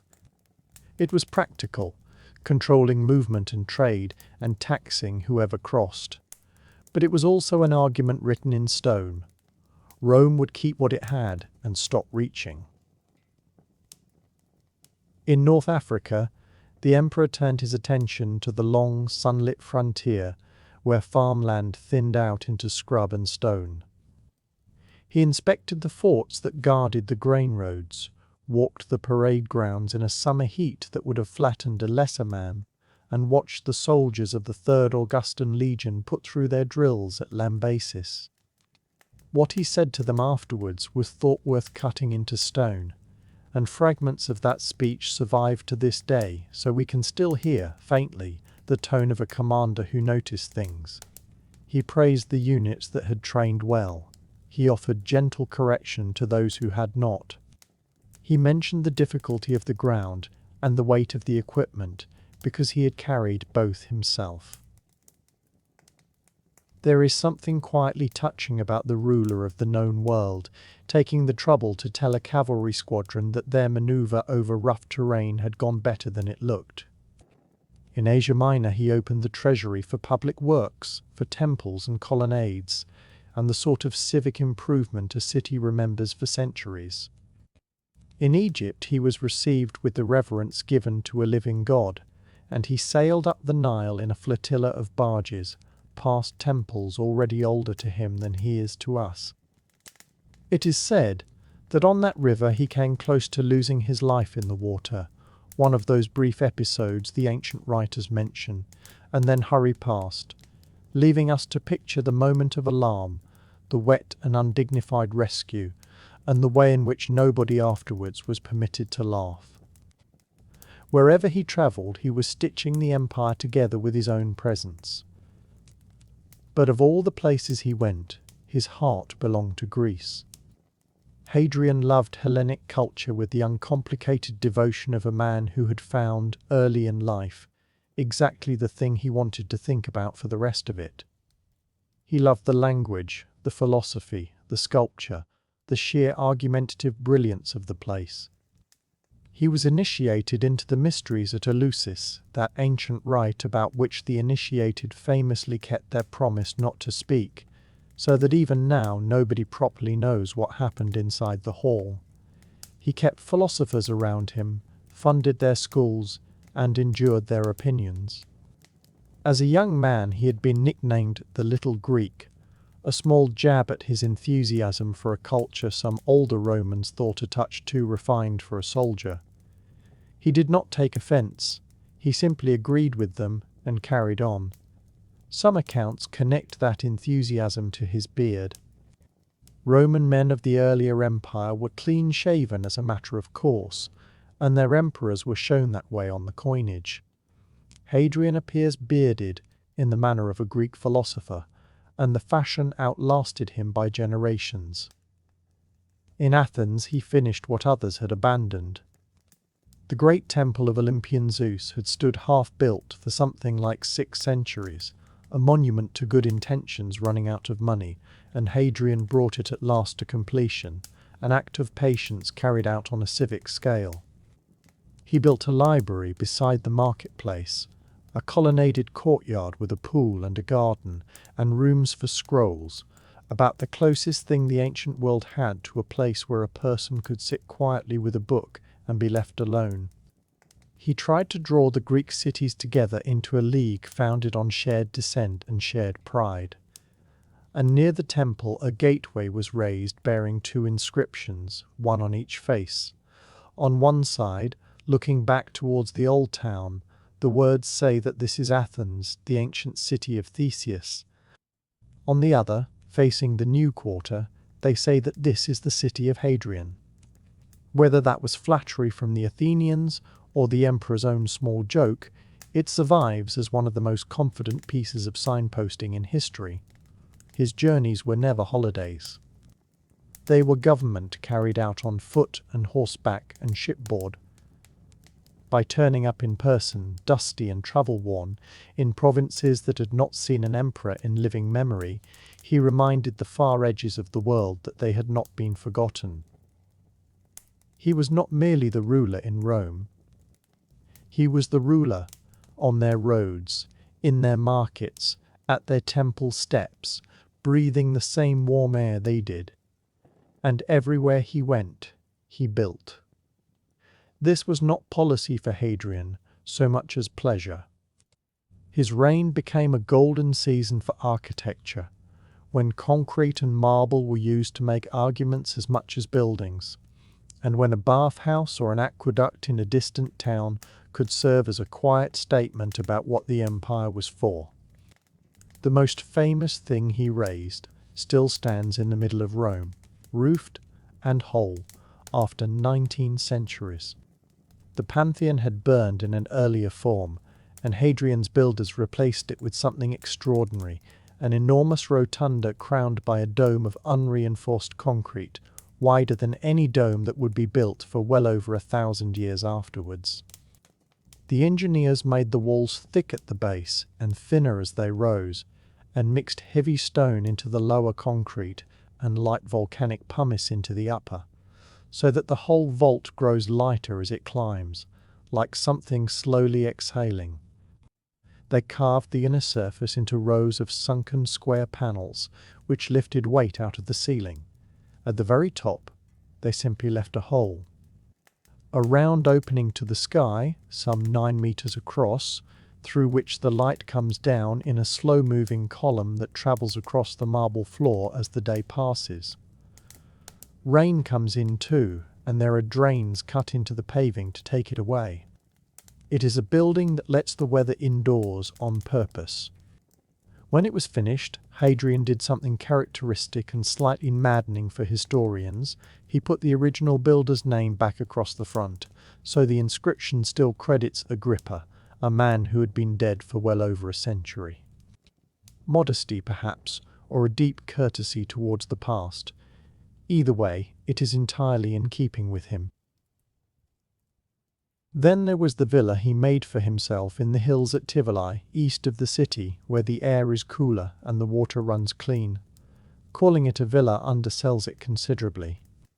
It sprawled across an area comparable to a small town, with libraries and dining halls and bath suites, terraces and courtyards, and service tunnels running underground, so that the household could move about without disturbing the view.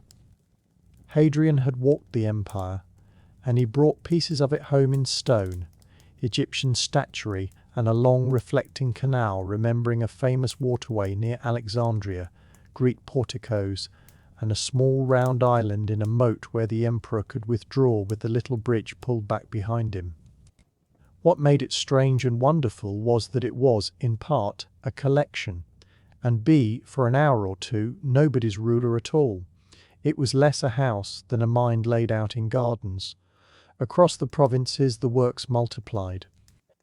In North Africa there were roads and aqueducts and granaries, the plain, unglamorous infrastructure that keeps cities fed. In Asia Minor and along the eastern coast he paid for the rebuilding of towns that earthquakes have knocked down, a service that stretch of the world needed more often than anyone would wish. His taste was as widely travelled as he was. He loved arches and symmetry and domes, but he had no interest in stamping a single style flat across the world. He took local materials, local motifs, local habits of building, and wove them into something imperial without erasing what they had been.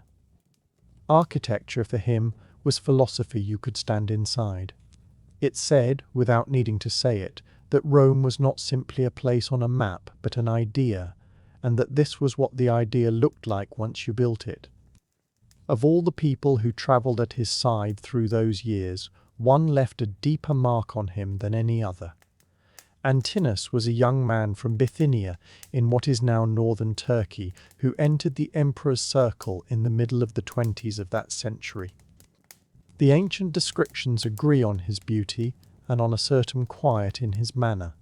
He accompanied Hadrian on the long journeys through Greece and out to Egypt, and their attachment, never formally defined in the way a marriage would be, was open, widely known, and by every indication deeply felt. Roman court life was full of favourites who came and went. This was plainly something else. In the year 130, while the imperial party was sailing on the Nile, Antinous drowned. What happened is unknown. Some accounts suggest an accident. Others hint at stranger or more devotional explanations, and the ancient writers, who loved a rumour, offer several and settle on none. What is not in doubt is the effect on Hadrian.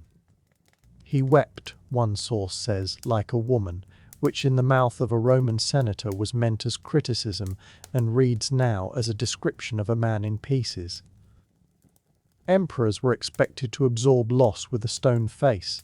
He did not even attempt it. What he did instead was without precedent. He declared Antinous divine. He founded a city on the riverbank near the place where the young man had died and gave it his name, laying out its streets and colonnades. He established festivals and shrines and games. Sculptors across the empire were set to work, and they produced portraits by the hundred, so many that Antinous is among the most instantly recognizable faces to survive from the ancient world, gazing slightly downward, calm, forever about 20. Coins carried his profile. Towns adopted him as a protector. In the crowded and generous religious landscape of that age, he became something like a patron of youth and beauty and consolation, and people who had never met him were still praying to him centuries afterwards. It was not political theatre. Nothing about it was useful to Hadrian's position, and a good deal of it faintly embarrassed the Senate. It was grief, given a budget the size of an empire. Not everything in his reign was marble and mourning. The hardest chapter of it fell upon the province of Judea, and it should be spoken of plainly and with respect for those who lived through it. Hadrian resolved to refound Jerusalem as a Roman colony, giving it a new name compounded from his own family name and that of Jupiter, and it was understood that a temple to the Roman god would rise there.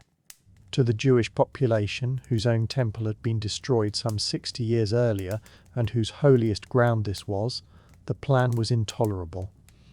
Whether it was blindness on the emperor's part or deliberate pressure, the result was the same. In 132, a revolt broke out under a leader remembered as Simon Bar Kokhba, a figure of great authority who was hailed by some as the promised deliverer. For a time, it succeeded. Roman control collapsed across much of the province, an independent administration was set up, and coins were struck proclaiming the freedom of Israel. Letters written in his name on papyrus were found in the 20th century in caves above the Dead Sea. Brisk, practical documents about supplies and the keeping of the festivals, and they bring the man startlingly close. Hadrian, caught badly off guard, answered with cold and total resolve. He recalled his ablest general from Britain and gathered an overwhelming force, and the campaign that followed was long, grinding and merciless, fought settlement by settlement until the last strongholds fell in 135. The cost was appalling. Ancient writers give casualty figures so enormous that historians treat them with caution, but there is no doubt that the province was devastated, that a great many people died, and that many more were carried away into slavery. Afterwards, the province itself was renamed, the old name set aside for one drawn from an older coastal people, and religious observance was restricted in ways that scattered communities across the wider world. It is said that when Hadrian reported the outcome to the Senate, he left out the customary opening formula that the emperor and the army were well, which may be the only honest sentence anyone wrote about that war. The man who filled the world with libraries and colonnades had also done this, and both facts belonged to him. After that, he slowed. The tireless walker of the empire came home and stayed there. From about the middle of the 30s he was ill, and the ancient descriptions of swelling and breathlessness and weakness point towards a failing heart or failing kidneys, the sort of long decline that gives a person a great deal of time to think. He grew short-tempered, then quiet, then contemplative. He wrote poetry about death, and one short piece of it has floated down to us across the centuries, a few lines addressed to his own soul, calling it little and wandering and charming, and wondering aloud where on earth it imagines it is going, now that all the jokes are over. It is one of the most disarming things any Roman emperor ever wrote. There was one duty left. He had no children of his own, and the succession had to be arranged. His first choice, a stylish and well-liked senator, turned out to be in poorer health than the emperor himself, and died within a couple of years, which cannot have improved anybody's mood. Hadrian turned then to a steady, respected, unshowy man of the Senate, and adopted him on a condition, that he in turn adopt 2 young men, one of whom was a serious-minded boy who would grow up to become Marcus Aurelius.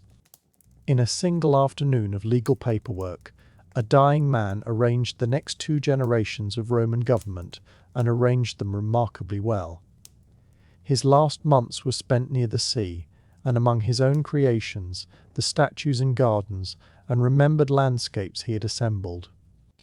He was weary of a body that would not release him, and those who attended him kept close watch. He died in the summer of 138, at 62.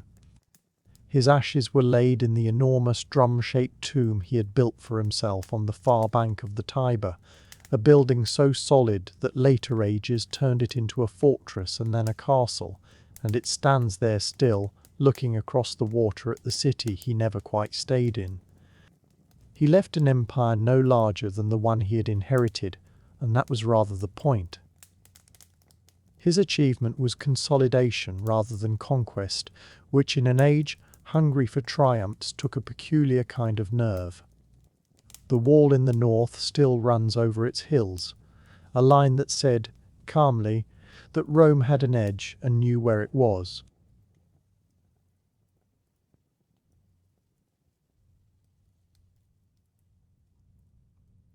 The Pantheon still holds up its impossible dome and its circle of open sky. The villa in the hills, ruined and beautiful, became a template for palace builders more than 1,000 years later. He reformed the law, professionalized the running of the provinces, and kept the army sharp without feeding it wars. The boy once teased as the little Greek had without conquering a soul, quietly refilled the Roman world with Greek learning, and his careful adoptions bought the empire decades of calm after he was gone. He remains, all the same, a paradox, the patient builder who, in one province, destroyed. There is a habit, when an emperor's story is told, of finishing with a tally. So many battles won, so many provinces added, so many processions through the streets. Hadrian resists that sort of accounting. His reign leaves behind no long column of conquests. It leaves a shape instead, a way of being emperor that had not quite existed before him, and one his successors took up almost without noticing they were copying anyone. He was, by most measures, a man who preferred peace, and who kept the iron hand out of sight beneath his cloak. He loved beautiful things, and he governed like someone who had actually read the ledgers. His Rome was not only marble and legions, but mind and memory, and a sense of how much empire one person can genuinely hold before it begins slipping away at the edges. Earlier rulers had proved themselves by pushing the frontier further out. Hadrian proved himself by walking to it and standing there. He inspected aqueducts, tramped the roads alongside the soldiers, ate what they ate, asked pointed questions about the granaries, and argued with philosophers in Athens and architects in Rome without always coming off best. Power, in his hands, became a matter of presence rather than expansion, and the toga and the scroll turned out to be as much the tools of his office as the sword. That was a real change, and it did not end with him. Antoninus Pius, and then Marcus Aurelius, inherited the idea and carried it further, ruling less like conquerors than like caretakers, attending to law courts and roads and water supplies and the endless small maintenance of a very large household. When Marcus Aurelius sat writing private notes to himself late at night in a frontier camp about patience and mortality and the shortness of everything, he was doing it in an empire where a thoughtful, questioning emperor had already been made respectable. Hadrian had made philosophy a legitimate ornament of the throne rather than a faintly suspicious hobby, and without him those quiet notebooks might never have been written. He was also a bundle of contradictions, which may be why people have argued about him for 18 centuries. He was admired and feared, often by the same people in the same week, gracious one moment and remarkably hard the next when he felt himself challenged. Several senators died at the very beginning of his reign, in circumstances that troubled Rome for years afterwards, and men of standing were exiled for disagreeing too publicly.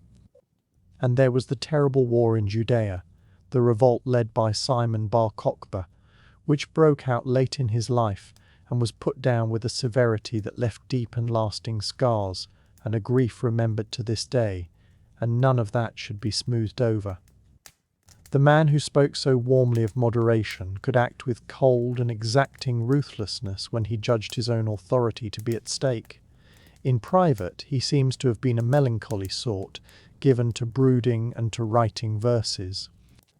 A short poem attributed to him, addressed to his own soul as a small wandering wisp about to set off somewhere pale and unfamiliar, still has the power to make a reader go quiet.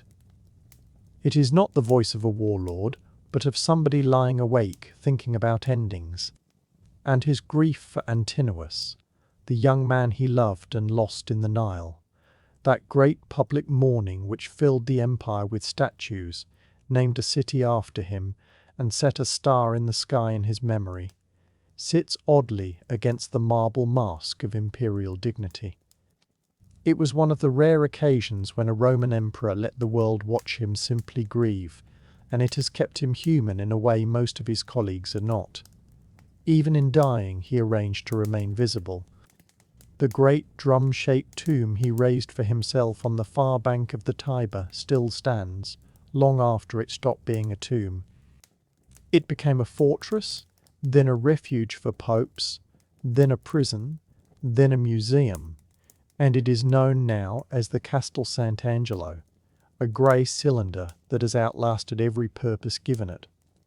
The Pantheon, rebuilt in his reign, still holds up its enormous dome, with one round opening at the top that lets in a slow circle of daylight. His legal reforms ran on through the courts for generations after his ashes were laid to rest, and his long, restless travelling stitched a sprawl of provinces and languages and gods into something that, for a little while at least, held together and felt like one thing. His greatness lies not in what he took, but in what he kept and what he imagined. Architect and autocrat, poet and emperor. A man in a laurel crown who never quite let anyone see all of him at once, and who lingers still among the ruins, and in the minds of those who wander there on warm afternoons, trying to picture him. And now the road turns and the centuries fall away, and we go somewhere colder and wetter, a very long way from any marble. In 1803, President Thomas Jefferson doubled the size of the United States with a signature and a bank draft. The Louisiana Purchase, a $15 million arrangement with France, added something over 800,000 square miles to a young and rather nervous republic. It was good fortune dressed up as diplomacy, and an enormous question mark on a map. Nobody in Washington could say with any confidence what had actually been bought. Rivers, certainly. Mountains, though how high and how many was anyone's guess. Prairie, forests, salt plains, and possibly, according to one persistent rumour, an entire mountain of pure salt. Jefferson, who collected facts the way other men collect debts, could not bear not knowing. For the task he chose, Meriwether Lewis, his own private secretary, a Virginian with a restless streak, an appetite for wild country, and a real talent for looking closely at plants. Jefferson had him tutored in botany and medicine and celestial navigation, cramming as much natural science into a young officer as would fit in one winter, and handed him the expedition. Lewis, sensibly, did not want to go alone. He wrote to an old friend and fellow officer, William Clark, asking him to share the command. Clark was the steadier of the two, a practical man with a fine hand for map-making and an easy way with soldiers that Lewis, who could be moody and inward, did not always manage.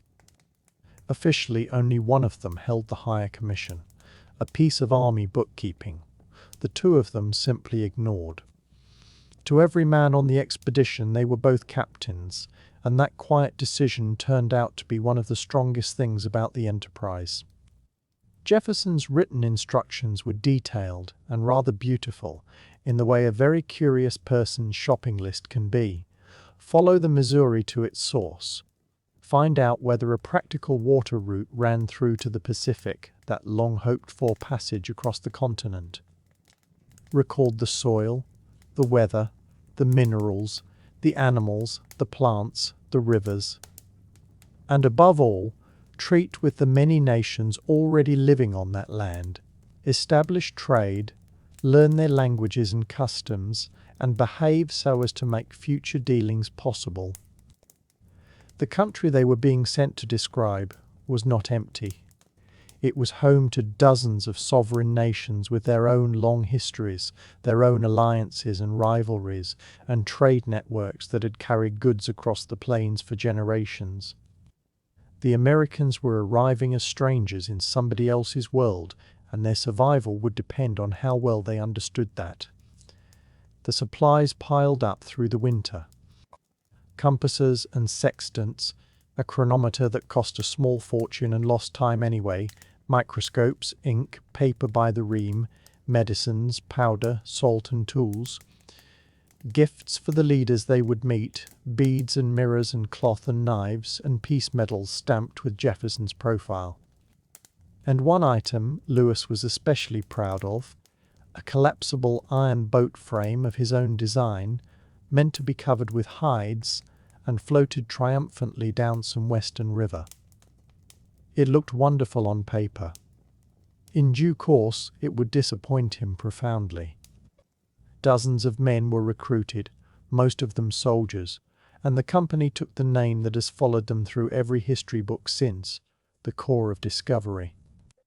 They wintered near the mouth of the Missouri at Camp du Bois, drilling, quarrelling, learning the boats and waiting for the ice to clear. On the 14th of May 1804 they pushed off, with no crowds and no speeches. 30-odd men, one heavy keelboat and 2 smaller pirogues, and close to 10 tons of baggage, moving upstream against a river that had opinions about the matter. The Missouri was their highway west, and a difficult one, brown and quick and full of tricks, shifting its sandbars overnight, undercutting its banks so that whole trees came down into the current and lay waiting below the surface. They worked their way along with poles and ropes and oars, and on the worst days with men down in the shallows hauling the boats forward by main strength. It was less like sailing than like ploughing. The crew was a mixed and hardy collection, frontiersmen and hunters, French-Canadian boatmen who knew the river's moods, soldiers with rather more grit and polish, and Lewis's Newfoundland dog, Seaman. Among the company was York, an enslaved man owned by Clark, who did the same work as everyone else in the same weather and was given no freedom for it, a fact that sits at the heart of the expedition and should not be tidied away. He was tall and strong and quick with people, and the nations they met took a considerable interest in him. And there was Sergeant Charles Floyd of Kentucky, who fell suddenly ill that August and died, almost certainly of something no doctor of the day could have reached. He was buried on a bluff above the river, with full military honours, and he was the only member of the Corps to die on the entire journey, which, given everything ahead, is genuinely remarkable. The days settled into a rhythm. Clark drew the river, bend by bend, a running survey of astonishing accuracy for a man working from a moving boat. Lewis walked the banks with his notebook, describing plants nobody in Philadelphia had ever seen, pressing specimens, cataloguing prairie dogs and pelicans and antelope with the happy obsessiveness of a man in exactly the right job. By late summer, they were passing through what is now Iowa and South Dakota, and the trees thinned away into grass, and the sky became the largest thing any of them had ever stood beneath. Here came the first serious diplomacy with the Ottawa and Missouri peoples, and later, more anxiously, with the Teton Sioux. The captains brought out flags and medals and made speeches about a new great chief far away to the east, which cannot have impressed anybody much. The Lakota controlled the traffic on that stretch of river and had every reason to regulate who passed and on what terms, as any nation would. There was a tense standoff, and then, to everyone's benefit, a stepping back on both sides. The Corps was heavily outnumbered and knew it. Diplomacy. There was not a noble ideal, but the only thing keeping them alive, and they managed it with nerve, patience, and luck. By the autumn of 1804, the river had begun to stiffen with cold. They had come more than 1,000 miles from St. Saint Louis. The mountains were still far off, and the snow was not going to wait. They stopped near what is now Washburn in North Dakota, just downstream from a cluster of Mandan and Hidatsa villages, and there they spent the winter. Those villages were not a refuge in an empty wilderness. They were a hub. The Mandan and Hidatsa lived in large round earth lodges, warm and dim and solid, in settlements that had stood for generations, growing corn and beans and squash and trading the surplus across half a continent. They had been receiving French, British and Spanish traders for decades. The Americans were simply the newest strangers to turn up in odd hats with long speeches, and they were received with a courtesy and shrewdness the journals do not always appreciate. The men built a triangular stockade of cottonwood logs and called it Fort Mandan in honor of their hosts. It had huts for more than 30 men, and it was draughty and smoky and cramped, and it kept the wind out, which was the main thing. That winter, the temperature dropped far below zero for weeks together, and the cold was less like weather than like a presence with intentions. Inside, the captains wrote, temperatures, river depths, vocabularies, the varieties of corn, everything. It was one of the richest winters of note-taking in American history. At Fort Mandan, they took on a French-Canadian trader named Toussaint Charbonneau as an interpreter, and he arrived with his young Shoshone wife, Sacagawea. She had been taken from her homeland in the mountains as a girl and carried east among strangers, and she was expecting a child that winter. In February, her son, Jean-Baptiste, was born. She became the most consequential person hired that season. She could speak with the Shoshone, whose horses the expedition would badly need, and she knew the country near her old home. And a woman traveling with a baby told every nation they approached, far more clearly than any medal ever could, that this was not a war party. In April 1805, with the ice broken and the journals full, they took the fort apart, sent the keelboat back downriver with specimens and reports for Jefferson, and went on west in a smaller, lighter party. Spring on the upper Missouri was beautiful and maddening in equal measure. The mosquitoes rose out of the grass in clouds and turned sleep into a negotiation, and Lewis wrote about them in a tone between scientific interest and open complaint. There were bison in numbers that broke any ordinary sense of scale, and elk and deer, and bears far larger and more determined than anything the hunters had met before. Somewhere along that stretch a pirogue was caught broadside by a squall and went over on her side, taking on water with the instruments and the journals aboard. While others shouted, Sacagawea, sitting in the stern with her infant, calmly gathered up the papers and articles floating past her and saved very nearly all of them. The captains named a river after her not long afterwards. She was never simply an interpreter, but steady in precisely the moments when steadiness was the scarcest thing in the boat. That same season, Lewis climbed a rise for a better view and saw, lying white and distant along the horizon, the Rocky Mountains. It was a glorious sight, and a quietly terrible one. He had been picturing something like the soft green ridges of the Appalachians. These were nothing of the kind. Somewhere in those folds lay the end of the dream of an easy water road to the Pacific. By June they had reached the great falls of the Missouri, and found not one waterfall but 5, strung along some 18 miles of river, magnificent to look at and a catastrophe to get around.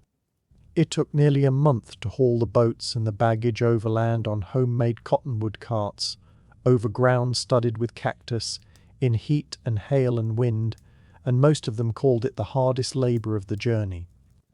Beyond it lay a passage far harder than any of them had imagined, with the only real hope of crossing it resting on Sacagawea's own people, the Shoshone, somewhere ahead among the high valleys. And then came one of those moments that historians turn over in their hands for centuries, half suspecting it of being too neat to be true.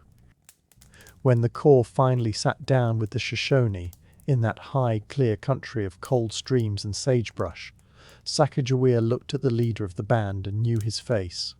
He was her brother.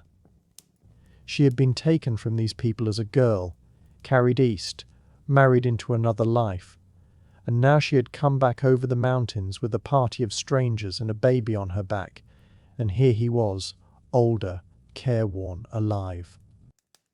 His name was Kameawait, and by every account he was as astonished as she was. The negotiations that followed were warmer than they might otherwise have been. The Shoshone had little enough to spare. They were a horse people, living high and lean, waiting on the season to turn before they could go down and hunt. Even so, They agreed to trade horses, and they offered guides and directions and the sort of local knowledge that cannot be bought at any price, because it exists only in the memory of people who have walked a country their whole lives. An older man the Americans came to call. Old Toby agreed to lead them, which was, on the evidence, the single most valuable thing anyone gave them that year. That help decided everything, because the river had finished with them. The Missouri, which had carried them for more than a year, thinned into shallow braided creeks, and then into nothing useful at all. Ahead lay the bitter roots, and the men who had spent a summer learning to read water had to learn to read mountains instead. They set out in early September of 1805 with pack horses, borrowed guidance and a supply of confidence that would not last the week. The terrain was merciless. Ridges came up jagged and sudden, and ravines dropped away where a trail seemed to promise level ground. The forest was dark and tangled with fallen timber, and the paths were often not paths at all but game trails, those thin wandering lines that elk and deer wear into a hillside, going wherever the animals had reason to go and nowhere the men wanted. Fog sat in the valleys, and snow came early and stayed. But the real difficulty was food. There was almost no game up there, or none the hunters could find, and the party had not carried enough to make up the difference. The journals from those weeks narrowed to a single subject: what there was to eat and what there was not, and how far it had to be stretched. They boiled roots given to them along the way. They ate portable soup, a dried and concentrated paste Lewis had bought in Philadelphia, which nobody was enthusiastic about even when the alternative was hunger. When that ran out, they ate tallow candles, and eventually some of the horses. Clark's entry from the worst of it is admirably free of self-pity. They were out of provisions, he wrote, and living on horse meat. That was the whole of it. Men grew weak and had to stop and rest and start again. Their moccasins, sewn and resewn, came apart on the rock. The cold got into fingers and toes the way it does at altitude in September, and there was very little to be done about it except keep moving. The stretch near Lolo Pass was the hardest of all. A slow trudge through drifted snow along a high ridge, the horses slipping, the men eating whatever could be softened in a pot. 11 days it took them, and something close to 160 miles, and it was the lowest point of the whole journey. And yet nobody turned back. Whether that was courage, or stubbornness, or simply the arithmetic of knowing that behind them lay as many miles as ahead, they kept walking. When they came down at last onto the open prairie of what is now Idaho, they were thin and frost-bitten and barely able to stand. They walked into the villages of the Nez Perce in a condition that would have made them very easy to be rid of, had anyone wished to be rid of them. Instead, they were fed. The visitors were given salmon and camas root, and watched over while they recovered from weeks of near starvation, and then, when they were fit to work again, shown how to make dugout canoes by burning and hollowing the trunks of ponderosa pines, which is a great deal easier on the arms than. Nez Perce tradition holds that an elderly woman named Watkues, who had once been carried far from home and treated kindly by strangers, spoke for letting these particular strangers live. Whatever was said in that council, the outcome was generosity.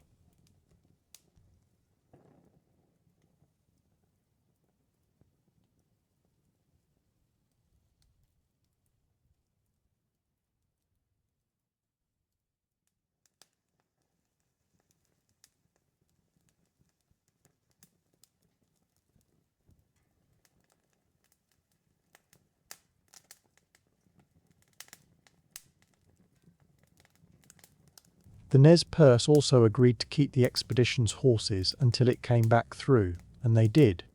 It is worth pausing on that, because this story is so often told as a tale of American endurance. Endurance there certainly was.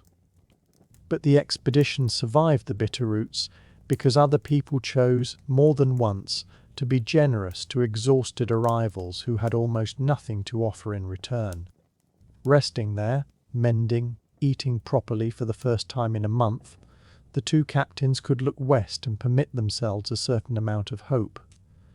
Beyond lay the Columbia, and the Columbia meant the Pacific, and the Pacific meant the end of the outward journey.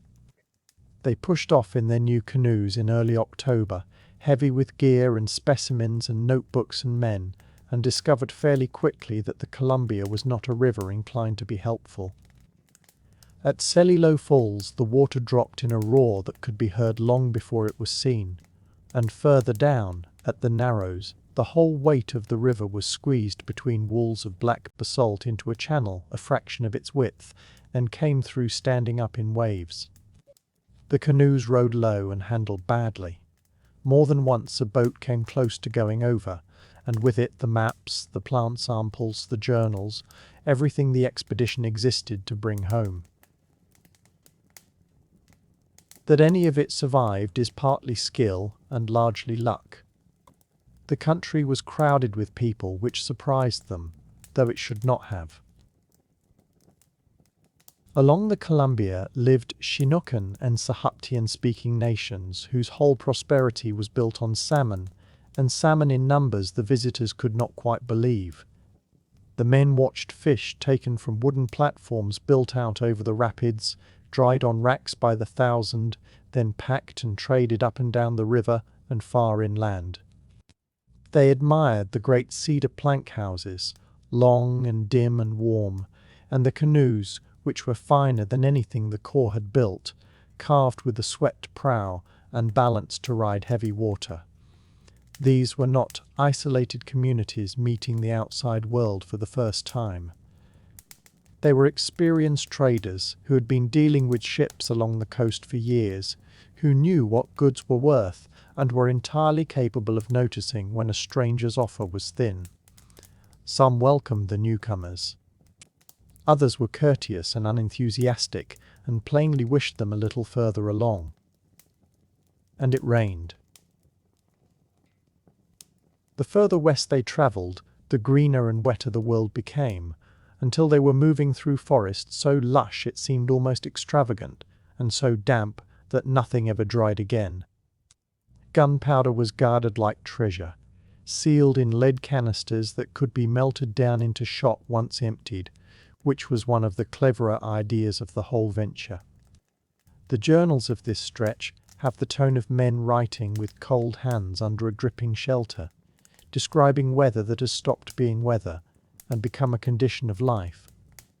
In the middle of November 1805, after 18 months out, they reached the mouth of the Columbia and saw, through grey shifting mist, the Pacific Ocean. It ought to have been a moment of pure triumph. It was mostly wind. The camp on the north shore was cold and exposed. The sea sent storms at them from an apparently limitless supply, and the men were in no condition to be poetic about it. Where to spend the winter was put to a vote, and every member was asked, including York, who was enslaved, and Sacagawea, which for 1805 is worth noticing. They crossed to the south side of the river, built a small square fort of logs, named it Fort Clatsop after their neighbours, and settled in. By Clark's own tally it rained on all but a dozen days of that season. The men hunted elk, often miles from camp, and the meat was lean and never quite enough. They spent long evenings sewing moccasins by firelight, hundreds of pairs, for the walk home, and a detail went down to the beach to boil seawater for salt. When word came that a whale had washed ashore down the coast, a party set off to trade for oil, and Sacagawea, who had crossed a continent without complaint, made it plain that having come so far she intended to see the great fish and the ocean for herself. She went, and she saw it. What is remarkable is that the record-keeping never stopped. In a leaking log room in the wettest winter of their lives, Lewis wrote careful descriptions of sea otters and condors and unfamiliar trees, and Clark reworked his maps until the shape of a continent began to come right on paper. Whatever else can be said about those two, they were obsessive observers, and misery did not cure them of it. Relations with the Clatsop and the Chinook were businesslike. Bargaining was firm, and prices were high, particularly once it became clear the Americans had little left worth having. Unlike the Mandan or the Nez Perce, the coastal nations were not hosting guests. They were dealing with customers, and unpromising ones at that. And underneath everything sat boredom, which wears at people more quietly than hunger does. They made salt, mended things, carved, told the same stories over, and watched the rain come in off the sea. Even Lewis, usually the most restlessly curious man in camp, went quiet that winter in a way later readers have found hard to overlook. By March of 1806 they had had enough. They packed what the damp had spared, said their farewells, and turned east, back towards the mountains that had so nearly finished them. They had reached the Pacific. Now they had to get home, without the pull of the unknown to draw them on. The return was hard in a different register. They fought the Columbia's current going up rather than down. Trade was poor, and the river nations, perhaps sensing what the arrival of such men might eventually mean, were warier than before. Then they had to wait out the snow, because the Bitterroots would not let them through until the drifts settled. When at last they reached the Nez Perce villages, they were greeted like old acquaintances, and their horses were handed back exactly as promised. Then came the boldest decision of the whole journey. The two captains split the party to map more country, agreeing to meet again far downstream. Lewis went north to the Marias River, hoping to push the boundary of American claims a little further, while Clark turned south to follow the Yellowstone. There was no way to send word between them, which meant that if either group came to grief, the other would simply never know. Lewis's route very nearly ended in disaster. In late July, his small group met a party of young Blackfeet men, camped alongside them, and woke to a struggle over horses and guns in which two of the Blackfeet were killed. It was the only encounter in more than 2 years to end in bloodshed, and it stands out precisely because so much had been avoided for so long. Lewis's men rode hard through that night and did not feel safe for a great while afterwards. Clark's journey was calmer, though not without mishaps, and 1 or 2 undignified encounters with bison. He built canoes on the Yellowstone, travelled with Sacagawea and her family, and made good time down a river he thought handsome enough to say so twice. In August, the two groups found each other again on the Missouri, and the expedition was whole. But the mood had changed. The discovering was done. What remained was the paddle home.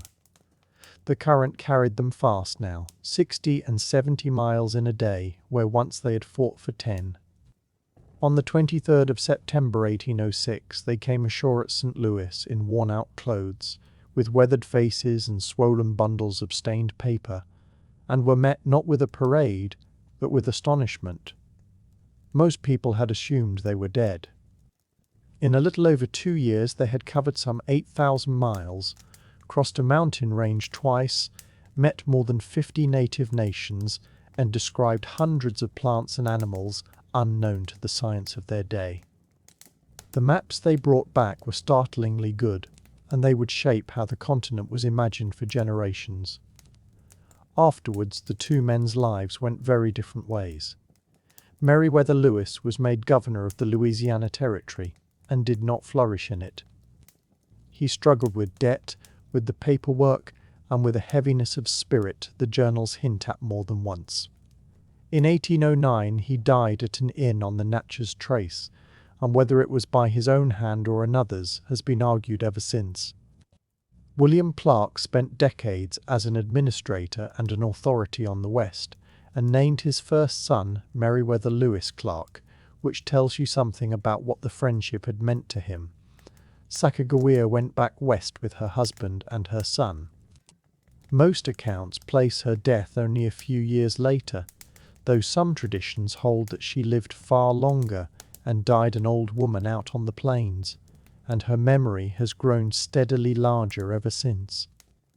York, who was enslaved by Clark, and who hunted and hauled and was counted in that winter vote like everyone else, asked for his freedom when they returned and was refused for years. He was freed eventually, but the delay sits awkwardly in a story so often told as one of shared hardship. And that is the harder half of the legacy. The expedition was an extraordinary feat of endurance and observation. It also produced the maps that others would follow, and the country those maps described already belonged to people who had not been asked. Both things are true, and a story is only worth telling if it can hold both at once. So we end more or less where we began, with people making their way, villagers carrying linen down to the river on a bright morning, a bath keeper stoking a fire before dawn so the water would be warm by opening, engineers in Babylon fitting glazed blue brick into a gate meant to be seen from a very long way off, city builders on the Indus laying drains beneath streets they would never see finished, an emperor pacing out the line of a wall on a cold northern hill thinking about where the world should end, and a small party of tired men and one remarkable young woman coming down out of the bitter roots towards the smell of wood smoke and a proper meal. Different centuries, different worlds, and underneath them the same handful of human wishes.